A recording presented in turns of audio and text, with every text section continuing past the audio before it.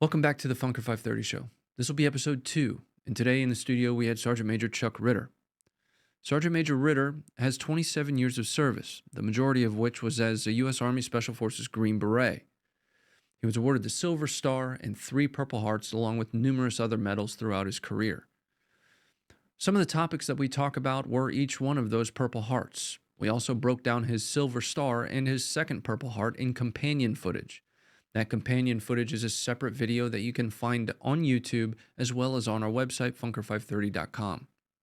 Some of the other topics that we talk about are just as pertinent and relevant, especially in modern society, and especially with reference to the current state of the United States military. Chuck is still actively in the United States military, though is working through his retirement after 27 years. I hope you'll watch both the companion and listen to this podcast, because I think the conversation was fascinating, and I couldn't have been more honored to have Chuck Ritter in the studio. Please welcome to the Funker530 show, Sergeant Major Chuck Ritter.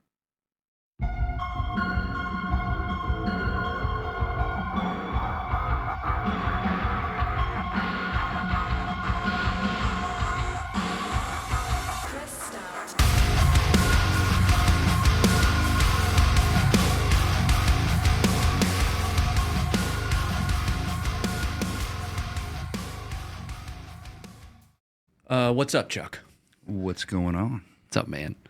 So we just got done filming the companion footage where you broke down a firefight in Tagab Valley, where you were shot 3 times by PKM. I'm sure we'll get into that, but, foremost, welcome. Thanks for coming. Thanks for hanging out in my house. Thanks for taking me on a run this morning and smoking me. No, it was the other way around. It was a little embarrassing for me. You had a weight vest on. You're 7 months out from a hip replacement, and I am sucking wind out there, which, we'll get into recovery and all that stuff. You're padding it. Just telling the truth. You put a plate carrier on so you could show me that I'm just old and broken, that you're going to smoke me, which is what happened. Well, that's not what happened, but, I'll take it. Yeah. It's an honor to have you here. Thanks for coming, and it's good to see you. Thank you, but instead of hey, thanks for having me on, I'm going to do something different here. Okay. Right? Well, I'm going to do 2 things different. Okay. I've got a question for you, and your answer is going to be the Funker530 official stance on this question. So you're speaking for the organization here, right? I'm not, but go ahead. No, you have to be. So it's an important question. This is a topic I hear all the time. I want to know what the Funker530 stance on this debate is, which is, right now you're wearing a pair of pants. Yes. A pair of pants, right? But it's two pants. So it's 1 pant, 2 pants. So it's pants, right? So a pair of pants would be 4 pant. So why isn't it just I'm wearing a pair of pant? Because if you're wearing a pair of pants, you're wearing 4 pant, which makes no sense. I'm actually very, very confused there was some math involved in that, along with the question some complex definitions. Should it be called a pair of pants, or should it just be called a pair of pant? I don't know. I can't speak. It's like scissors is also, right? It's scissors means 2 scissors, but if you have a pair of scissors, then you would have 4 scissors. It doesn't make any sense. It should just be a pair of scissors. Hey, these are the questions. These are the questions that we need to be covering. Right. This is the important stuff in life. This is what matters. 1 pair of pants. It feels weird to say that, but the logic is there. Right. It's like BDU bottoms. Like we're talking about military uniforms. BDU is there multiple bottoms? It's only one, but it should be BDU bottom.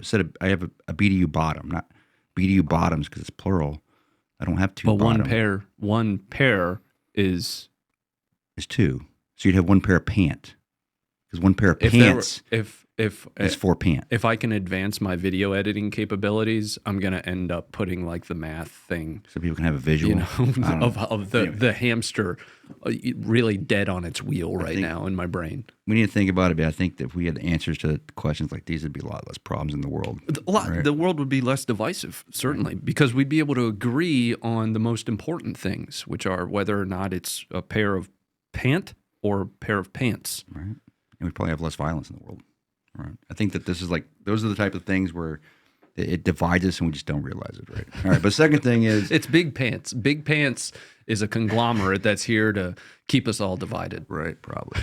So usually a guest comes on and whoever the show host presents them with like some kind of gifts, right? Like if you go on like the Sean Ryan show or whatever, like, hey, like, here's your gift bag, right? You drank my gift already. Well, I did it back. So brought you two things. For one, I brought you this bottle of Sergeant Valor Rye, and if this is a distillery that opened up a mile from my house, but this is by Brad Halling and his wife, who were both in the military. Brad Halling is just an American badass. He was in a Black Hawk Down fame. If you're familiar with that story, he was in a helicopter that got hit with an RPG, lost his leg, almost died, and he's just an American badass.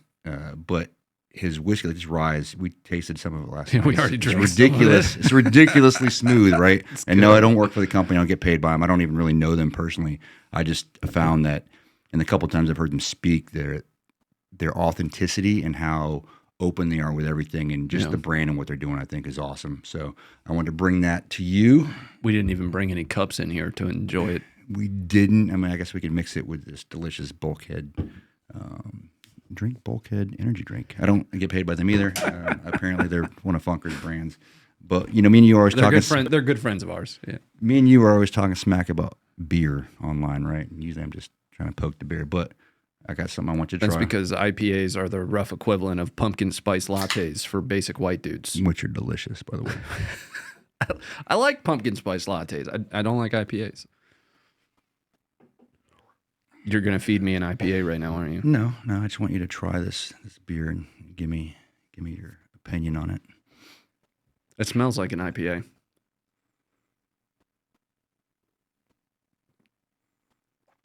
But it doesn't taste like one, does it? It tastes a little bit like one, but it's serviceable. Like I could drink it, but it still tastes a little bit like dishwater.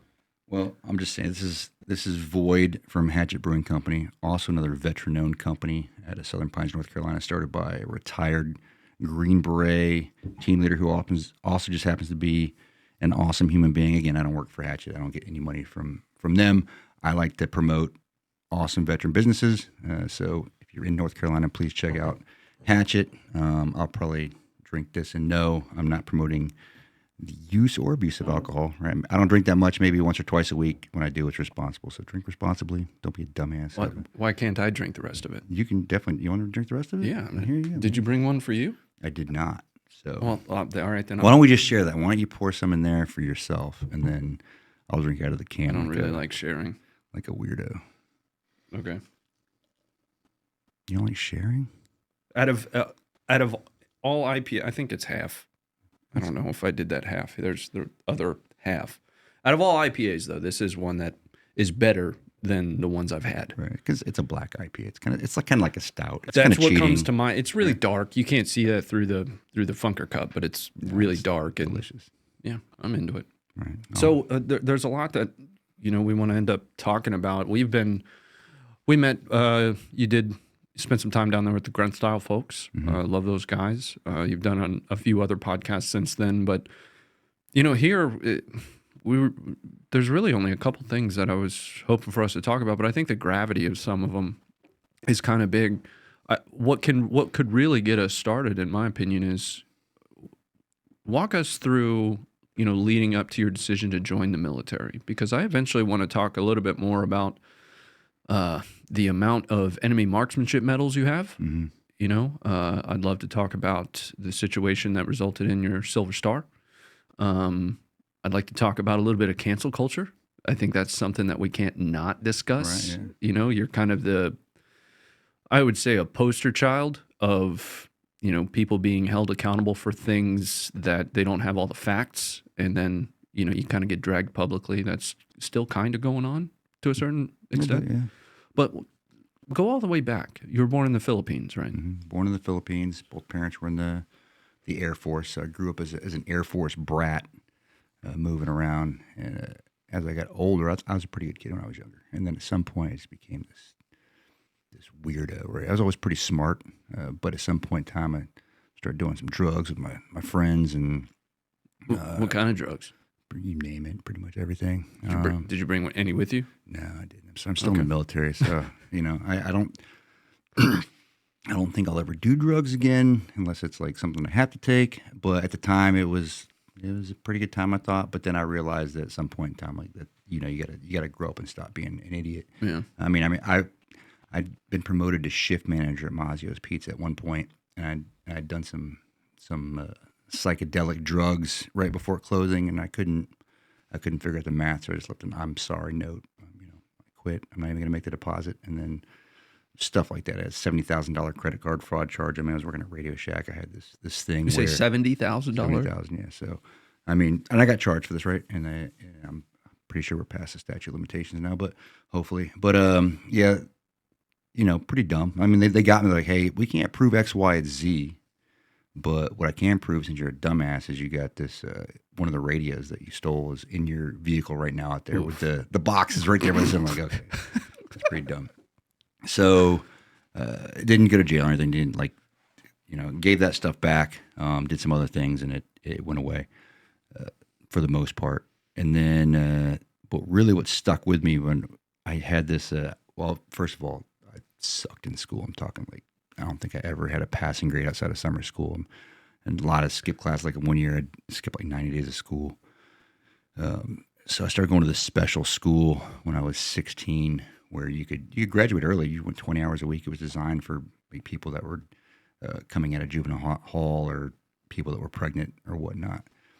So I was going, but I finished everything except for some algebra. I just had this one algebra class left, and I just wasn't doing it. I'd go in there, I'd sleep under the tables and do my 20 hours a week. I had an agreement with my algebra teacher. I failed algebra 2 twice. Ooh. The second time I took it was purposeful because I found out I didn't need it to graduate. So Mrs. Nozel, if she's out there, she and I made a pact that I could use that second time in Algebra 2 to nap. Oh, wow. That's pretty smart. Yeah. Graduated like 270th out of 280 in high school. Oh, yeah, it's pretty small. We talked about that earlier. Yeah. I thought my town was small. I'm from a very small town. Yeah. Well, I'm also from a small town, but my small town's like 40,000. Yours is like 5,000. We're like 1/10 of that size. Like we talked about, you can fit your whole small town into an aircraft carrier. There would still be, you'd have extra space for beds. Right, yeah. Yeah, small town. So, where did the decision come to join the military? Like, how did that impasse in your life come? So, when I was still in school, this recruiter kept bothering me. Because the Radio Shack that I was working at the time was right next to the recruiting station. And I kept telling him, like, hey, I'm pretty interested in the Army. And he knew that I was always playing military simulators, and I was real nerded out on learning Soviet equipment. And it was something I was kind of obsessed with weapons. I had all these gun books and everything. And I was like, hey, I can't join the Army. I'm still missing algebra. I'm not a high school graduate. And he was courting me for like 3 or 4 months. So one weekend, my parents went out of town, threw a party at my house, a huge party.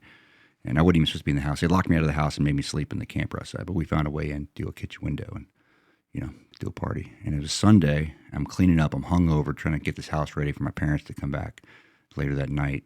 And this recruiter's knocking on my door. And I answer the door, and I'm in my underwear. I'm like, what the? He's like, hey, you told me that you're not going to join the Army. Or you want to join the Army, but you won't join because you're missing your algebra class. But yep. He's like, check it out. He's like, here's your transcripts. Here's your diploma.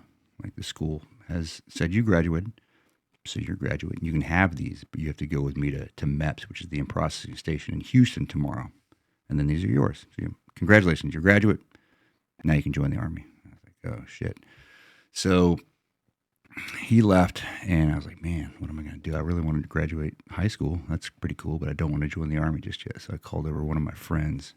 I was like, hey, man, like, how much weed do you got? He's like, why? I was like, I need you to come over here. I was like, I have to take a drug test tomorrow, and I can't pass it. He was like, sounds real stupid. What do you mean? Like, why would you not want to pass a drug test? It makes 0 sense. I'm like, look, just don't worry about it. Just come over here. So, he came over and then went to MEPS the next day. And it was like a week later, the recruiter calls me. He's like, hey, yeah, you failed a drug test. You can't join the Army. But in my head, I was like, well, I got my transcripts and I got my high school diploma. So I fulfilled my end of the bargain. My end of the bargain, right? So that's what you told me. I could have these if I went to MEPS with you tomorrow. I didn't say I was going to actually pass a drug test or anything. So that was when I was 17. And then I went to college on a full scholarship because my mom worked at the college because she was a nurse. I'm failing bowling class and some other classes too. But that was pretty embarrassing when you fail bowling class of all things. So that was kind of a wake-up call for me. I'm like, hey, look, this is cool and all, but if I continue down this path in life, I'm going to end up nowhere. So I got to do something. I was like, you know what? I need to join the military because if I stay around here, I'm just going to continue to do stupid stuff. I have to have a change of mindset and a change in my life in order to get everything straight. So I'm not continuing to do this stupid stuff. So when I decided that I wanted to join the military, then I had to get a letter from a congressman because I filled a drug test and a bunch of other letters and do all this stuff to basically show that I was this changed man, very out of shape. Got all that, was able to enlist as an infantryman, and then went to basic training and incredibly out of shape. Right, like I'm posted on it's like 93 or 94 points out of 300. 300 is the max. You got to have a 180 to pass the physical fitness test back then. 93 points it's embarrassing. It's very hard to get that low. Yeah, it's almost impressive. That's impressively right, low. Right. It's because they brief you. They say for the run, because it was push-ups, sit-ups, and a run. They're like, hey man, you can walk, but it's not recommended. So I took that to heart, and I think I ran like 24 minutes on the 2 mile, which is 0 points. And then my push-ups and my sit-ups were abysmal. So I'm not really sure how I got past the 30th AG, which is like where you go first, the basic training part. But yeah, that was pretty crappy. But then the basic training, I had like a 200, 210, something like that. But yeah, so that's leading up to the military. What year did you join the military? 1998. So, 98. Yeah, so actually, I got my high school diploma in 1995. So that's when that whole thing happened with the recruiters. So between them and 98, that's when I kind of had that's that 3-year period there of, kind of being. Yeah, and I wasn't like this. I wasn't always out doing stupid stuff. I always held a job. I did tile and concrete. I worked at different places. I always held a job. I wasn't like a mob boss or anything. I would just have the propensity to do something really stupid or, just living on kind of like the edge there. So would you say like the military was almost I wouldn't say a last resort, but well, maybe a last resort. Where I'm interested in, kind of going is ending up finding your way into what most of us would consider to be the tip of the spear. So you've got your background, almost getting blackmailed by your recruiter, right? And then realizing, hey, I need to join the military because my life's going down a track that I don't think is going to be, successful long term. But then, like, fast forward by a few years, and you're, Special Forces, Green Beret. Walk me through kind of, that transition from almost, last resort, just going to go join the military. Hopefully, it'll give me a path to, becoming a Green Beret and the mental change and shift there. Yeah, it's such an interesting thing when you think back on it. It's now I have a firm belief that anybody can change a faulty mindset, but it generally takes something catastrophic happening in order to check somebody's ego to get to that space mentally in order to change that. And I didn't really have a catastrophe. Maybe the failing bowling class or something, or maybe the embarrassment with my parents functioned as that. But as I was coming into my first unit, when I graduated, I still don't have the greatest PT score. And it took about a year before I was probably really physically fit. Very unathletic kid. I was always the kid picked last for any of your school sports or anything. I was okay. I think I was really good at wrestling, and that's about the only thing I was ever good at. Maybe a little bit of boxing, but always very unathletic. Not in good shape. But because I had leaders that cared and had really good team and squad leaders in the infantry that they wanted to see me succeed, and it sucked. It was brutal. But I was able to get in shape, learn my job. One of the fixes that they did for me was they're like, well, if you're going to get in shape, you're going to be on the machine gun team, and you're going to be an assistant gunner for a year. And told the gunner, like, he will carry everything. And, that sucked, but it helped. And then, as I progressed in the military up to E5 in the infantry, I really took an appreciation for education and learning and ensuring I knew my job and that I was proficient in what I was doing. And at some point in time, the Special Forces recruiter came to Hawaii, and I thought that they're just like, that was some cool stuff, because we'd watch the first Special Forces group come in and do some training exercises there, and they'd given us some certificates for helping them out. And I was like, well, that's some pretty cool stuff, right? I've been able to get in shape. I've actually got a 6-pack now, so I thought that was pretty cool, and I'm doing pretty well. I think the next progression is to try something a little bit harder. And at the time, people were like, oh, you doing this for your country? Like, I've never been like this guy. I was like, oh, I'm doing this for my country. I'm doing this. At the time, I was probably really selfish in my motivations at the time. I just wanted to do something for me that I thought was cool. I was like, well, if I go to Special Forces, I get to go to survival school. I get those other cool things, and I'm just going to be cool, right? So that was kind of what led me to do that, and then go to try my hand at Special Forces assessment and selection. What year would that have been that you went to It was selection? 2000s, before September 11th. So I went there with a buddy, and I had hurt my knee beforehand pretty badly. So I went in not in as good a shape as it probably should have been going into selection. Even then, I was boarded at the end. If you're a risk at the end, you'll have to go in front of a board, and I was very close to not being selected because of something that had happened. So they're like, well, you're a risk. We're going to select you, but you're pretty high risk coming in. But Risk of what? So for me, what had happened was you have these rubber ducks, these weapons that you got to carry around with you everywhere, and you got tied down to you. So we were all getting on this truck, and one of the guys has to count everybody in. So we got him, and he handed me his weapon. And what I should have done is taken his 550 cord and put it on my little chest rack, which is what you're supposed to do. So he could go out and finish counting everybody in. So I grabbed his weapon. As he was getting in, he was making his way to me. The truck started, and we hit a bump. And I flew up, and because I didn't have his weapon tied down, his weapon flew at the back of the truck. Oof. So I gave him my rubber duck, and then when we stopped, told the cadre, hey, this is what happened. And then I am going to the board for that, which the reality is I should have done what I was supposed to do. Tie his weapon down to me until he came back in and give him his weapon back, right? So then when was the first time you went to selection for to be a Green Beret prior to September 1st or 11th? September 11th, yeah. When was the first time you ended up deploying?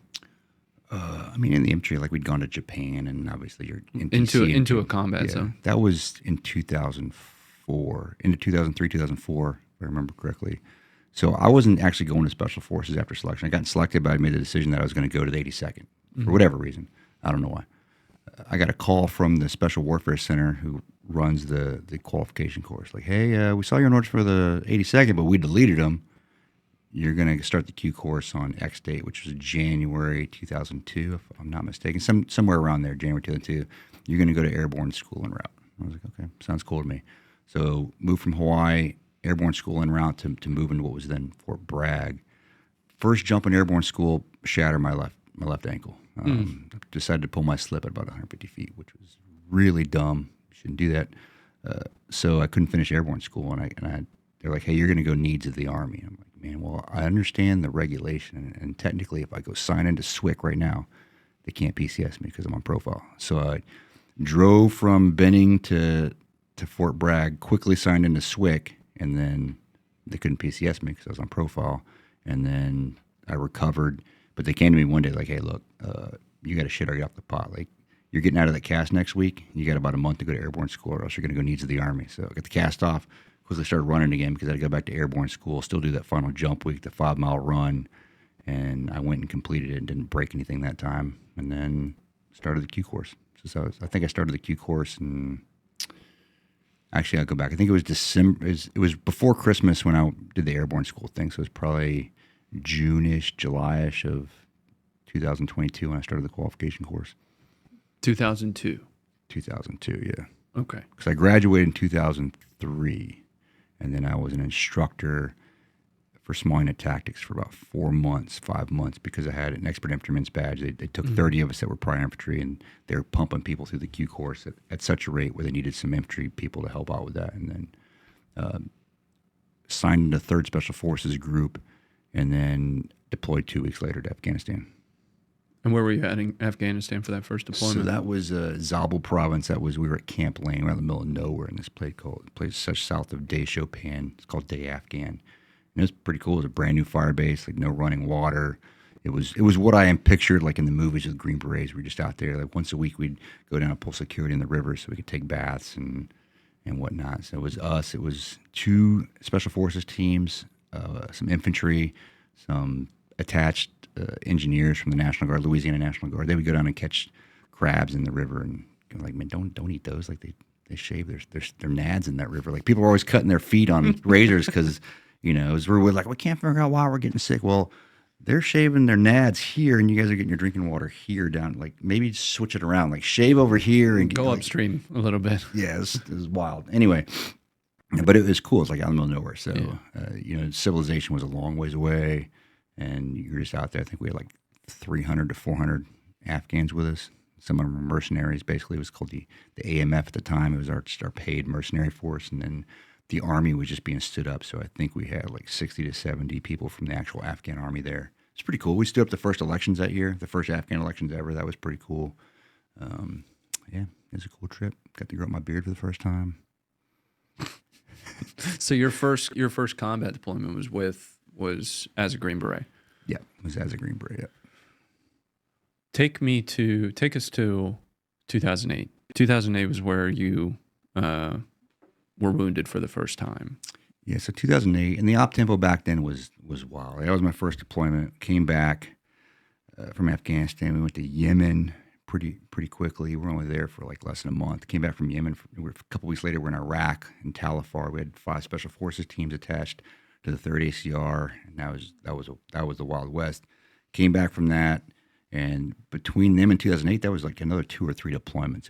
That's just the op tempo. You were back, and even when you're back, you're out training and doing other stuff, so you're not really home. So I think 2008 probably would have been, I don't know, my 5th or 6th deployment. I don't know. I'm not sure what to look at my. You've had 12 total? 12, yeah, around 12 plus. 12-ish. 12-ish, right? I think it's like 17 total deployments, and like 12 of them are combat, 12 or 13.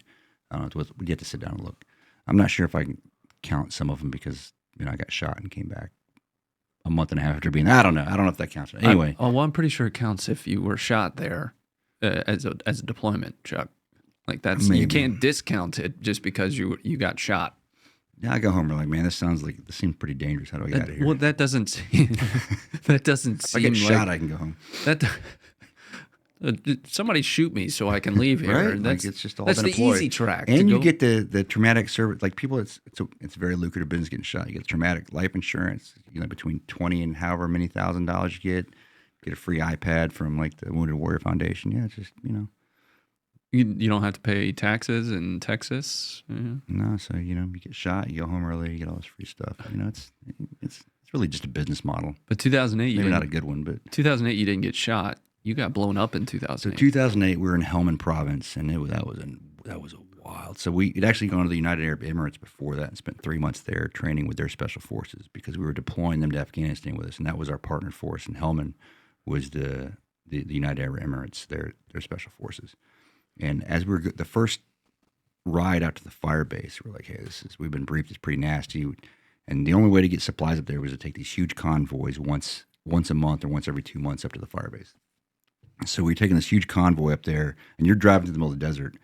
And since there was no showers at the fire base that we're going to, one of the rich UAE sheikhs or whatever they are donated a shower unit, like gold-plated showers. And we packed this thing full of all our MREs too, because we're making max use of space. And on the way to the fire base, this thing gets blown up, right? The Taliban take this shower out. So I was like, man, this sucks. And all our food's in that too, so that's kind of demotivating. But we knew that it was going to be a nasty trip. The fire base was getting hit every night. Every time you left the wire, you knew somebody was probably going to get injured. A lot of times it's your partner force, but a lot of times it wasn't. So somebody was going to get banged up pretty good. Well, the ratio of partner force to, American forces is so much higher. You know, statistically speaking, But a lot of times you're having to push, like we saw in the video that we watched, like you have to push from the front a lot of the time. So you try not to as much as possible because you're a force multiplier out there as a Green Beret. But the reality is you're probably going to have to push from the front. Yeah, I think that's a little discussed, at least in public circles. I mean, most of us know the train, advise, assist type missions is, oftentimes you're forward and you're pulling them along with you to get them to. So you're working with your stand-up capabilities. You're training them, but you need them to be good because you're also out on the battlefield with them much of the time. So it would behoove you to make sure your partner force is at least a little proficient. So. Yeah, so we get out to the fire base, and then the very first mine-resistant vehicles were coming into country, the RG series. So they flew us back to Kandahar to take a 1-week class on these vehicles, and we were going to drive them back to the fire base. So we get done with our class. For my vehicle, I was in the captain's truck. I was the gunner. Generally, if we were before that with the Humvees, I was either on the gun or I was on the back with the JTAC. So the captain's vehicle, which for us was generally in the middle of the pack, We'd rigged up a sweet sound system in ours. You can't hear inside these things anyway. And we had the remote weapon systems, which we thought were cool. So I was gunning. We had our senior commo guy. He was driving, the captain up in the truck commander spot, and right next to me was our JTAC, and then behind him was our junior engineer. We leave out probably like 11 o'clock. It was right before Easter, the day before Easter, or it was actually Easter Day. One of the two. We're driving out. We get 30 minutes into the mission, and next thing I know, it gets smoke filled. I can't really feel anything. I'm like, what is going on? And the captain's like, hey, Chuck, I think we just got blown up, and we've actually been sitting here for a minute, but you're just not waking up. And I was like, okay, well, is everybody okay? He's like, I'm okay. He's like, I'm pretty sure Bill, the driver, I think he's dead. He's like, yeah, he's dead. I was like, look over. I was like, yep. Will, the JTAC, he's dead too. He's laying there. He's dead. And then the guy in the back, he's like, yep, I'm good, I think. And I'm all hanging sideways. And I'd had my helmet on, but I didn't have my chin strap on. And I had my lap belt on, but I didn't have the top strap because we did not expect to get hit on the hardball road. We knew we were going to take contact and get hit once we got off going north of the fire base, which is where we would have stopped and did all that. But again, complacency kills right here.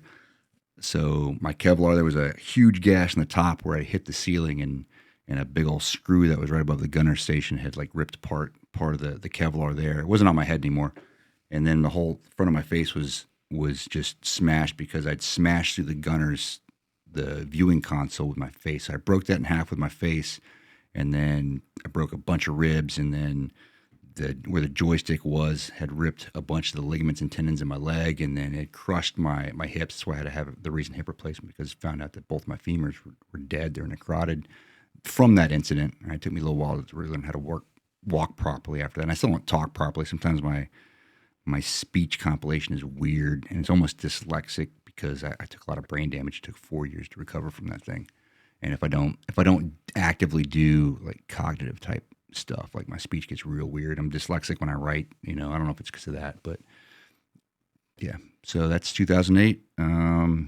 First time I came home on a medevac bird, and that was due to about a 500-pound explosive device that was in a culvert, and it's launched that. You see the pictures of the RG. It's about 50 meters from the blast site, and it's facing the wrong way. It's on its side, kind of like almost upside down, and it's unrecognizable. You can't. But obviously the vehicle works.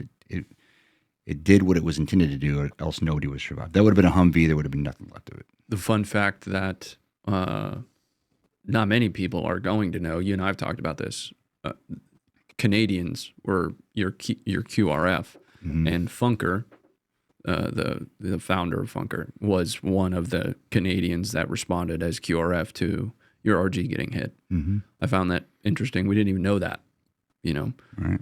And the Canadians actually, they don't get as much credit as they deserve in that they lost a lot of people in the Afghan war because they were put in charge of Kandahar, and that it's a wild place. So with as many people, the amount of casualties that they took for how many people they had in country was pretty wild, compared to our casualty rates. So that takes us. You said it took about 4 years to recover? About 4 years. I snuck into a deployment in 2010 where I kind of faked the funk in the medical paperwork. Didn't have any front teeth, and that I got a little bit of trouble there for that. But yeah. What do you mean? What do you mean you snuck into a deployment? And so I still had some more surgeries, and I hadn't been cleared by the psych. And you got to get medically cleared for duty before you can deploy, and you do all your medical workup. So, working with some of the med guys, we got the paperwork straight. So it said that I was cleared for duty. And we're downrange. The sergeant major came up to me. He's like, "Hey, Chuck," he's like, "You want to know how I know you're not medically cleared for duty and you faked the funk?" I was like, "How?" I was like, "Well, one, you don't have front teeth, right? Pretty big indicator." And then because of that, I called. You definitely haven't finished your surgeries, right? The surgeon said that you have at least 2, maybe 3 more surgeries left on your face, and no psych has cleared you. So he's like, "You're not gonna go home. But when we get home from this trip, because I was sitting in a Team Sergeant billet at the time, he's like, you're not allowed to go anywhere. You're not even allowed to be on an operational detachment until I see a letter from the surgeon and the psych saying that you're cleared." So then I came back, and for 2 years I wasn't able to do anything except for do what I was supposed to do. Did you go on any combat operations during that 2010 deployment? Yeah, we went on a couple. We were tasked with standing up the Afghan Special Forces program, so it was a non-combat mission. But yeah, we went out And there's some times we got flexed because of things that were going on. So when was the deployment after that? Would that have been the 2013-ish? Well, I went to Tajikistan with another team that I was supposed to take over as a team sergeant. So we were working with their KGB equivalent. Just in Tajikistan is right just north of Afghanistan. So we were working the highway with their counter drug operations and working with their little national strike force there, which is cool because then a couple of years later working in Afghan on just the opposite side of the border. What's that mission set in Tajikistan?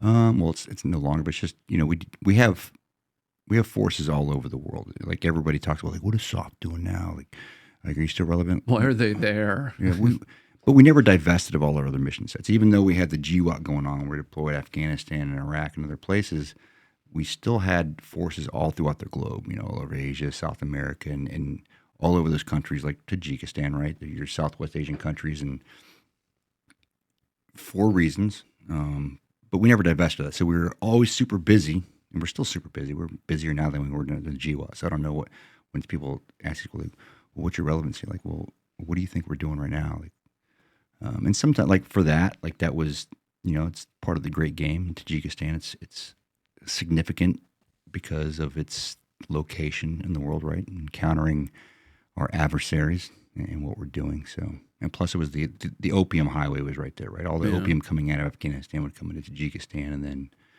make its way into Europe. So that's really that was a counter narcotics mission right there. Sure. CNT, counter narcotics. The adversary, or whatever it's called. The adversary thing is one that gets me a lot. Is a lot of people make the argument that, the only adversaries we have are those that, have an impact on our physical borders. And I've never looked at it that way. Adversaries are always going to be posturing against the United States politically, economically, militarily, even. And the countering that looks like so many different things. It's a great game, right? The global geopolitical chess game. Mm-hmm. You can end up behind by just not having, an ODA in X obscure country. Mm-hmm. And I think that reality is difficult for some people to wrap their brains around. Mm-hmm. And they have access to the open source version of the national security strategy. Like, read it and understand what the great game is. And we have competitors, right? And like, well, why don't we just worry about what's in our borders? Maybe, but look at your smartphone. Do you think all those components, do you think those rare earth metals, do you think they all reside in this country? Do we think that everything that we need to live like we do, like we have access to? Probably not, right? So we need to maintain influence in certain places, like even like Somalia. It's like, well, there's nothing in Somalia. No, but to let that place be just a terror haven, what does that lead to? Like, what are the second, third order effects for us down the road? It's right there. Major shipping lanes, like what happens, outside of that country that could be, like, why is it important for us to try to have a stable Somalia? So things like that, like, why are we doing certain things? And it's just like any other game. Like if we sit down and play Monopoly with four other people, like we might be best friends, but when we sit down, it's time to play, and they're the competitors, and we're going to play to win, right? That's just the way it is. That's and if we're not doing it, they are. So suddenly we find ourselves a decade, 2 decades down the road, and we're surrounded. And people, when I say things like that, people typically say, well, we have the oceans, and I'm like, I don't mean physically. Yeah. Again, I mean, politically or economically, there are, from an intel side of the house, we've always had the big four, right? Russia, China, Iran, and then to a certain extent, North Korea. Mm-hmm. They are always and actively posturing against the United States. Mm-hmm. There are always going to be the things that nation states say publicly. And then there's what they do behind the scenes. The Cold War for me never stopped. It just changed domains, to be honest with you. But going back to where we were headed with this is your 2013 deployment is where you earned your Silver Star. Mm-hmm. Right? Can you walk us through that specific circumstance? So 2013, and we just viewed the combat footage. If you Google my name, and you can look at the YouTube video where I get shot. The companion footage for those that want to go and see Chuck break down him sponging up some bullets. 7.62 by 54. So I had to make a decision whether we were going to fight into this close ambush and get this Afghan that had been shot. And the right decision and the best bad decision to be made was to do that without air support because we didn't have any overhead. The air support that we had couldn't fire because their guns were inoperable. And yeah, I got shot in the process, but that's just something that we knew, like, man, we go out here, this is going to be bad. And one or two of us, maybe all of us are going to get shot up doing this, but this is what we have to do. And, you know, when you're in combat like that, you are scared. There's people that say you're not scared in combat. They're always full of crap. Like, what do you do with that fear? Like, how do you work through it? So I am getting shot, trying to recover this guy. And we did recover him, right? That was successful. So I stand by my decisions there. But it was a partner force that was shot. Partner force, right? So he was an Afghan that was part of the commandos, the 6th Special Operations Commando, Kandak. And as we were going out to try to ambush what we viewed as a sizable enemy force that we had eyes on through sensors, they had intelligence on us, and they knew we were coming. So they set up an ambush on us, a very well laid out ambush. And they ended up shooting him as we were going around a corner, and then we ended up fighting out and killing most of them. I think not all of them, obviously, because I was shot. So, yeah. But then I think the fascinating thing to see there is the simple description is resilience, right? Because you had just taken 3 rounds from a PKM. Mm-hmm. You walked back.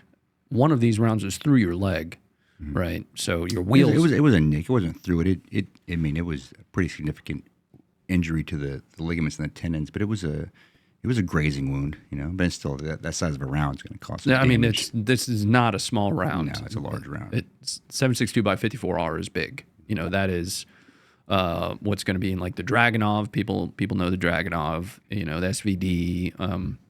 So you not only, you know, take these rounds and walk back, then your delta starts to work on you, get you, you know, stable to a certain extent, but then you get up mm-hmm. and you walk back to your casualty collection point and command post. Yep.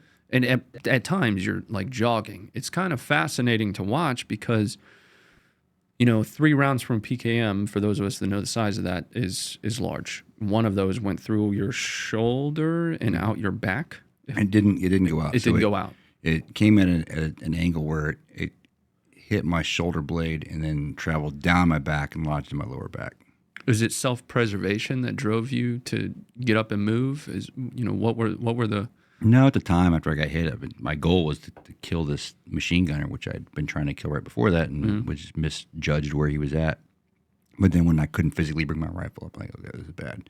And it was just really like, okay, I got to get around the corner because what can't happen is I'm a large man at that point in time. Like I'm deadlifting 550 pounds, but I'm still a very good runner at the time. But I'm like with my kit on, I'm like 300 something pounds. Like, let me get around this corner, right? And then talk to the Afghan, like grab this dude because I've been dragging this Afghan at this point, and it was just the way everything was. It was just hard to get this guy around the corner. So came back around, got treated, got up, and then moved back to the casualty collection point. Yeah, after being shot 3 times. So you earned not only the Purple Heart, of course, but the Silver Star for that. Mm-hmm. Because it was ultimately that decision point to go and recover the wounded Afghan. And in the companion video that we just did a little bit ago, you talked about that decision being the ethical one, the right mm-hmm. decision to make, because this is a partner force, mm-hmm. right? I would assume that the reason words matter, right? I would assume that the reason that you did that is there would be a propensity for some to say, well, why go after him? What did that decision? Do you remember actually making that conscious decision in struggling with the choice of whether or not to, or was it just action? It wasn't a struggle. I mean, you're always trying to mitigate risk and you're trying to evaluate it. And to me, like the risk to mission was too high at that point. So that was automatically like, okay, the risk to mission is that this is a yes, but the risk to, this is even like a risk to the force. This is just the risk to my own ethical decision-making process. Like what I can say, like I'm going to be able to live with is not going out there and understanding that we're probably going to get shut up in the process. Just wasn't an acceptable decision to make. So that's how, because you're like, oh, risk to mission, risk to force is how we kind of evaluate things sometimes. But the risk to just doing what's right, regardless of the consequences. I think that's something as leaders, even outside of combat, like you should be willing to sacrifice everything and burn in and fall on your sword for what the right decision is, regardless of the consequences. Maybe that's your career, maybe that's your life. But if you choose to be in this line of work, if you want to be a war fighter in the military, like that is something that you're going to be faced with. Like, okay, is this the right thing to do? And if I do this, the consequences could be severe. I could lose my career, I could lose my life, but I'm going to do this because this is what I signed up for. This is the job. So that happens. How long? What did your recovery time? And again, I know we covered this a little bit deeper in the other video, but how long roundabouts was your recovery time from getting shot in 13? The doctors told me it would take more than a year to get my arm working again because the bullet broke through the nerve complex, the artery. I bled out internally to the point to where I was crashing on the operating table when I got back to Bagram, and for all intents and purposes, like basically just like dying for half a second, right? Because I didn't have any O2, I didn't have any red blood cells left. So, in fact, they couldn't even fly me to Germany for like a week because they had to get my blood cell count up. So they gave me a ton of transfusions over the course of many days just to get me stable enough to fly to Germany to start the process. And they couldn't get the bullet out, so they didn't get the bullet out until Germany. Yeah. And what happened was, actually what caused the most damage back there was bleeding out internally. It wasn't the bullet itself, but there's a couple pictures where it looks like you can kind of fit a hand in my back because I bled out like that, it created so much pressure, it ripped all the muscles apart. It just created that huge pocket. That's why, you saw me yesterday when I was doing pull-ups and stuff. Half my muscles back there don't work. So it's very interesting. But I got back and I was convinced, I think that there's a lot of power in the mind, right? I think that if you truly convince yourself that you're an unstoppable force in nature and life, then you will be. And there's things outside your control, like, oh yeah, well, people say that, and then you get run over by a car. Like, I can't control that, right? But the things that I can control is how I think.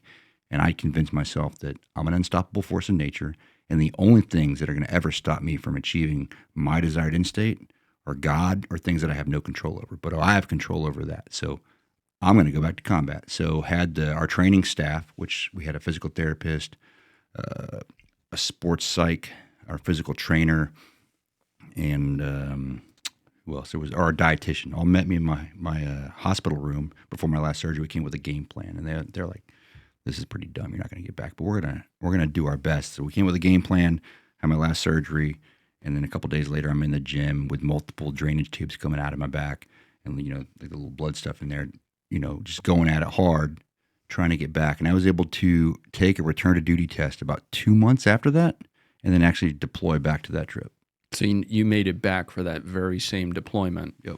That you took 3 rounds on. Yep. I was able to go back. And the doctors had told you a year. The doctors had said a year. And my arm, maybe that was probably a little bit too early, like maybe a stupid decision, but I couldn't, kind of like you have with your shoulders, I couldn't move my arm up with my elbow down. It was impossible. Mm-hmm. And that took about a year to finally get that to work properly. But that's also where I learned that everything is perishable, right? Even the simplest thing, like when it comes to training, you have to train everything because everything is perishable, to include wiping your own ass, right? So check this out. So I couldn't wipe my ass with my right arm. So I had to start using my left arm to wipe my ass because I physically couldn't use this arm anymore. So at about a month and a half, I was like, oh man, this arm works pretty good. It's pretty cool if I could wipe my ass with my right arm. And I was like, I've been wiping my ass my whole life. I'm just going to go for it, right? Like, nope, everything's perishable, right? Went for it, fingers in the wrong places, did not work out. And I'm like, you know what? That's ego and arrogance. Again, getting in my way. And that's when I wrote down, like, man, even wiping your own ass is perishable, right? Like, everything in life is perishable. Like, we're never that great. Train what you want to be good at to include that. What pushed you so hard to recover from that and get back to that deployment? At that time, I'd convinced myself for some reason that I was letting the team down, that if I didn't get back, it was a disservice to the team, and I shouldn't be the team sergeant getting shot, putting my medic in that situation, et cetera, et cetera. And that's kind of what drove me is, we always want to get back in the fight, mm-hmm. something to prove to ourselves. And also I'm going to test this mindset thing out. Like, if I truly believe this is possible.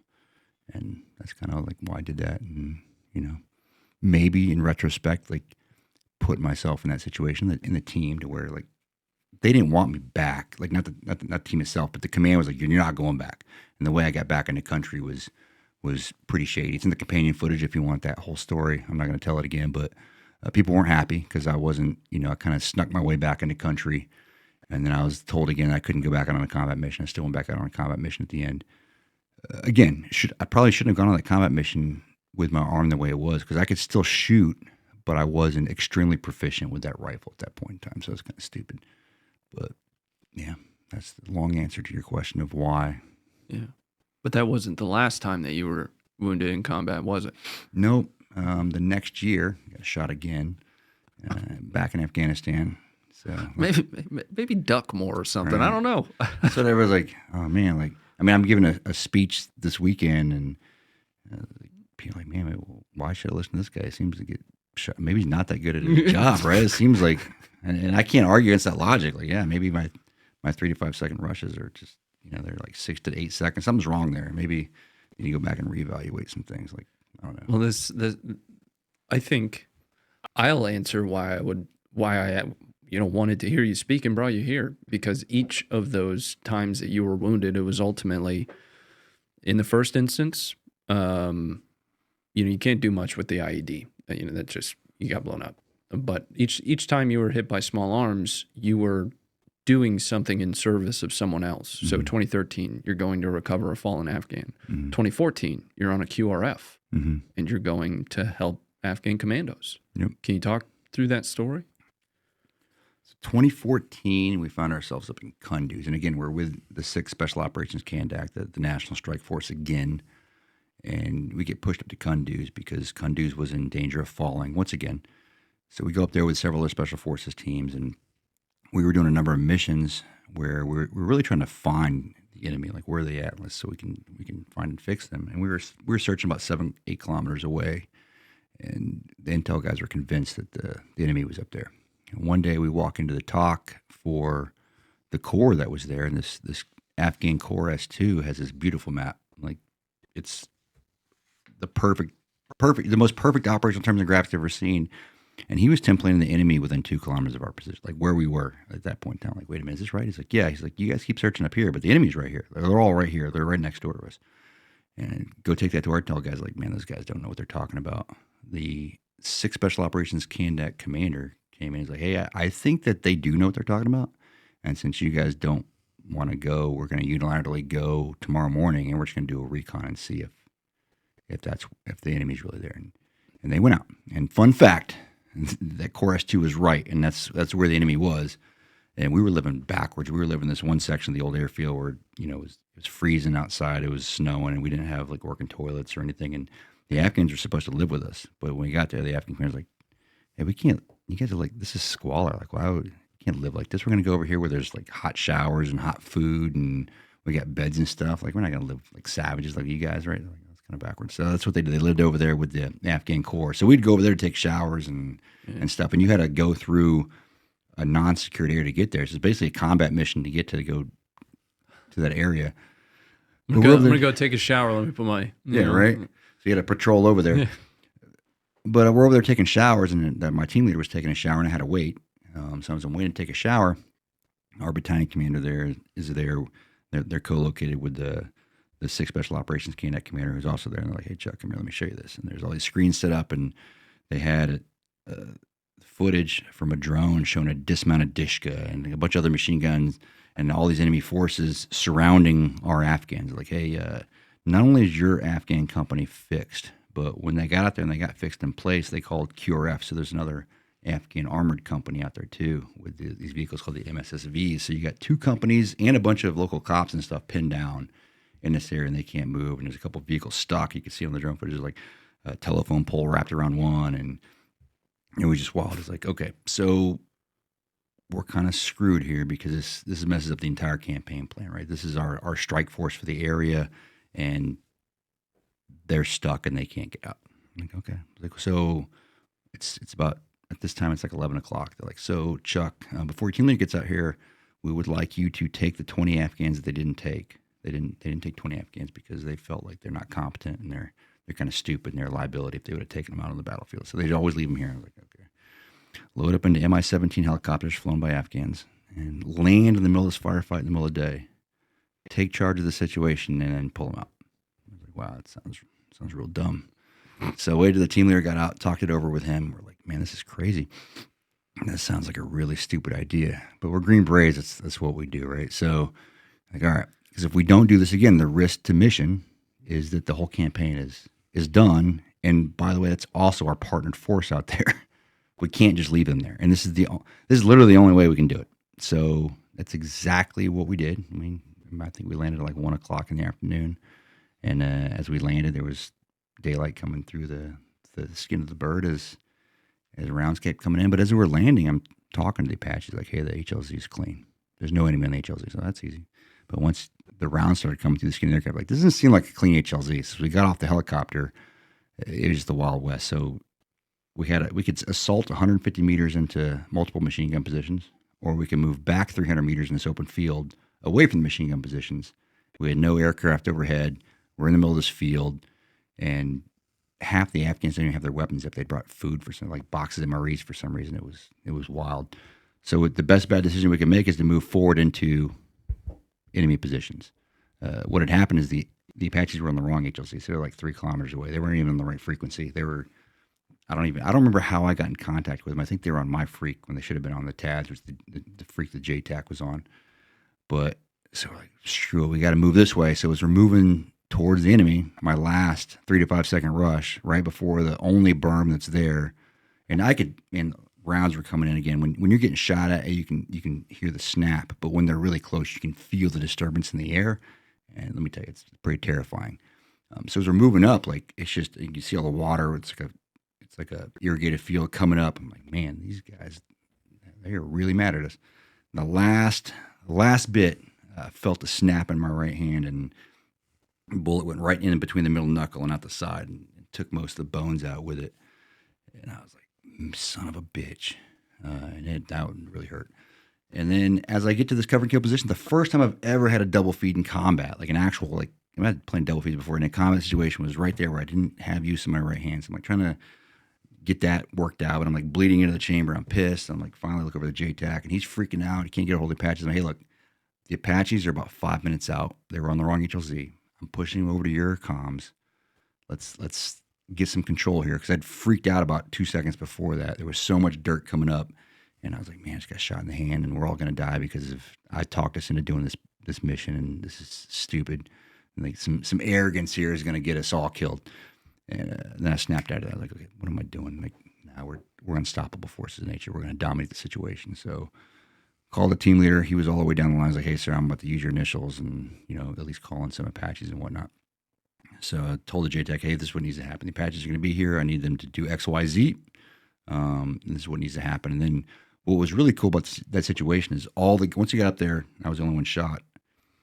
All of our guys, they were like, hey, we have to keep assaulting, and pushes them like, hey, right now we need to figure out where the Afghans are, because they were supposed to be here when we landed and they ain't here, right? So let's get some AC-130 overhead first and get some fires going. Figure out where the Afghans are, because that's our primary mission, and then we can assault in and actually clear up some white space. So it was cool, like, to see all your teammates, the Green Berets, like, they're ready to go. There's no hesitation, and you see some of the helmet cam footage of what they're doing when they are assaulting into these things. You're like, man, that's crazy. Not just doing risky things to do risky things, but they're like, hey, if we don't assault into this, we're going to keep getting our asses handed to us. But actually having to pull the reins back a little bit, hey guys, a little bit of tactical patience here until we get these assets on station. We do X, Y, Z, and then that's what they did. Once that happened, they assaulted forward. We dropped some bombs, mitigated the risk from all this incoming fire, so we could move back, link up with the Afghan force, and even then, what we were dictated to do was pull them out. But then we're like, hey, what we need to do, actually, if we just pull out right now, we are going to get hammered. We need to go ahead and assault through this town and clear the enemy out of it, and then we can pull out. So they're trying to medevac me out. We got like, nope, if you bring a bird in here, it's going to get shut down. So I'm going to give up my assault element to our next senior guy. So he's going to take my assault element.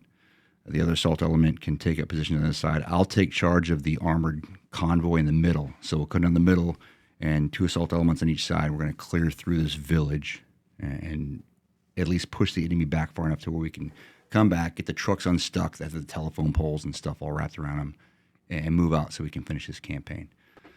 And that's what we did. We cleared the enemy out, came back later that night. 160th came in and pulled us out. The Afghans drove out. And then for the next 5 days, I was medevaced out, obviously, because of my hand. Them and a bunch of other special forces team cleared all the other villages and cleared the enemy out of this area, Kunduz. And we took more casualties. We lost a Green Beret about 2 days later. The day after I got shot, one of our infantry uplift guys got shot through the stomach in the bird. So I was in the hospital with him. But so it was very kinetic. Got shot through the stomach? Did it go through his plate? It somehow, it went right below his plate and somehow missed every vital organ, and he was fine. So really weird how that worked out. But yeah, so that was my 3rd Purple Heart, my 3rd ride back on a medevac bird. What was the recovery like from that one? That one took a while. I thought I was going to come back and, I'd do the same thing I did last time where I'd come back to combat. No, like the small bones in the hand, that took a lot of surgeries to rebuild everything. The Army hospital's like, hey, we can't rebuild that. There's no way. Luckily, the specialist ended up doing it off post. He's like, yeah, I can probably make that work. He just put a bunch of cadaver bone in there, and he had so you've got a skeleton. Skeletons, some random. He explained to me, he's like, there's a bunch of hardware in there. He's like, I'm going to use this cadaver bone paste, and then if you look at the X-ray, it looks all nasty. And he was able to do it to where the body took it, and then he was able to take out all the metal, so there's no more hardware in there.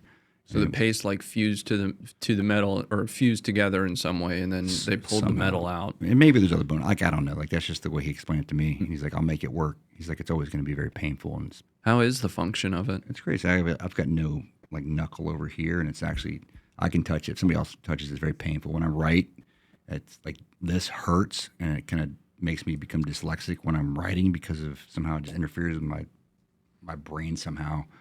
But it functions, right? You saw me doing pull-ups and stuff yesterday. Oh, yeah. I was able to, I took an Army combat physical fitness test 3 days before this last hip surgery and didn't do as well as I wanted to. And I scored a 542. I was hoping to get a 580. But still, a 542 out of a 600 total score is probably in the top 10% of scores or something. I mean, I'm throwing that percentage out at random, but 542. I did well on everything, but when it got we talked about the sled drag carry, that broke me up to the point to where my hip, I just couldn't, because I still have to have a left hip replacement. That femur's still dead too. I just couldn't get my legs to function. Probably it hurt so bad on the run, I just couldn't push past it. So I still passed, but I just for those that don't know, I consider myself to be in pretty good shape. I train a lot. I scored a 574, so a 542. With the amount of injuries that you have. I know it's disappointing for you, but folks need to understand that is a very respectable score. Yeah, it's okay. It's good. I was happy after the bullet that was lodged in my lower back. They removed that. Resulted in me having to have a lower back fusion a couple of years ago too.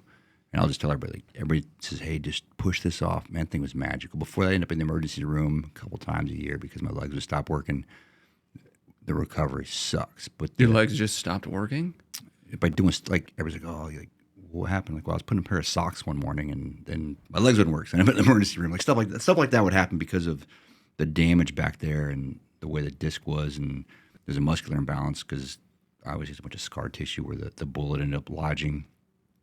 But once I did the surgery, you see me, my mobility's still very good. I have no pain when I run on my back. The back is completely. Yeah, we ran a 5K this morning, more or less. So. Just go do it. The modern technology is to the point to where you're still going to, if you do your recovery properly, you're still going to be able to run. You can deadlift. I maxed out the deadlift on the ACFT with zero back pain. I wasn't training like an idiot. Just very slow progressions. Got to do it, and you can get back to same thing. This hip replacement. I still move kind of weird, but it's getting there. I'll have my 2nd hip replacement, and my goal, like we talked this morning, is to take one more Army combat physical fitness test before my final retirement date. And this is really just to prove the point, hey, if you're a young person, you can probably still train to do this thing, because if I can do it, you can do it. I think most people just need to train, right? They're Train. focused on, a lot of nuance and, well, I want to lose fat. I don't want to build too much muscle. Just go train. Just train for necessity versus preference. So Right. where people are like, well, the leg tucks, like, well, then train for the leg tuck. I promise I can train any person to do some leg tucks. You just got to do leg tucks, and it sucks because you should train for what you're weak at, and you should do an analysis and like, okay, this is necessity. Like when people show up to special force selection and fail the sit-ups, you already know coming in that's one of the first things you do. So if you're not training for that, then why would we even want you? It's kind of a ridiculous type of thing. Understand what it is you're taking. You know what the ACFT requires. It's there. So train for those things. Train to have aerobic capacity, work capacity, and strength endurance versus pure strength so you can do those events. And then once you hit those minimums, then you can train for preference. But hit those things first and then train for what you want to train. Train for what you have to and then train for what you want to. Yeah, I was really big at one point. We've talked about that. And what really made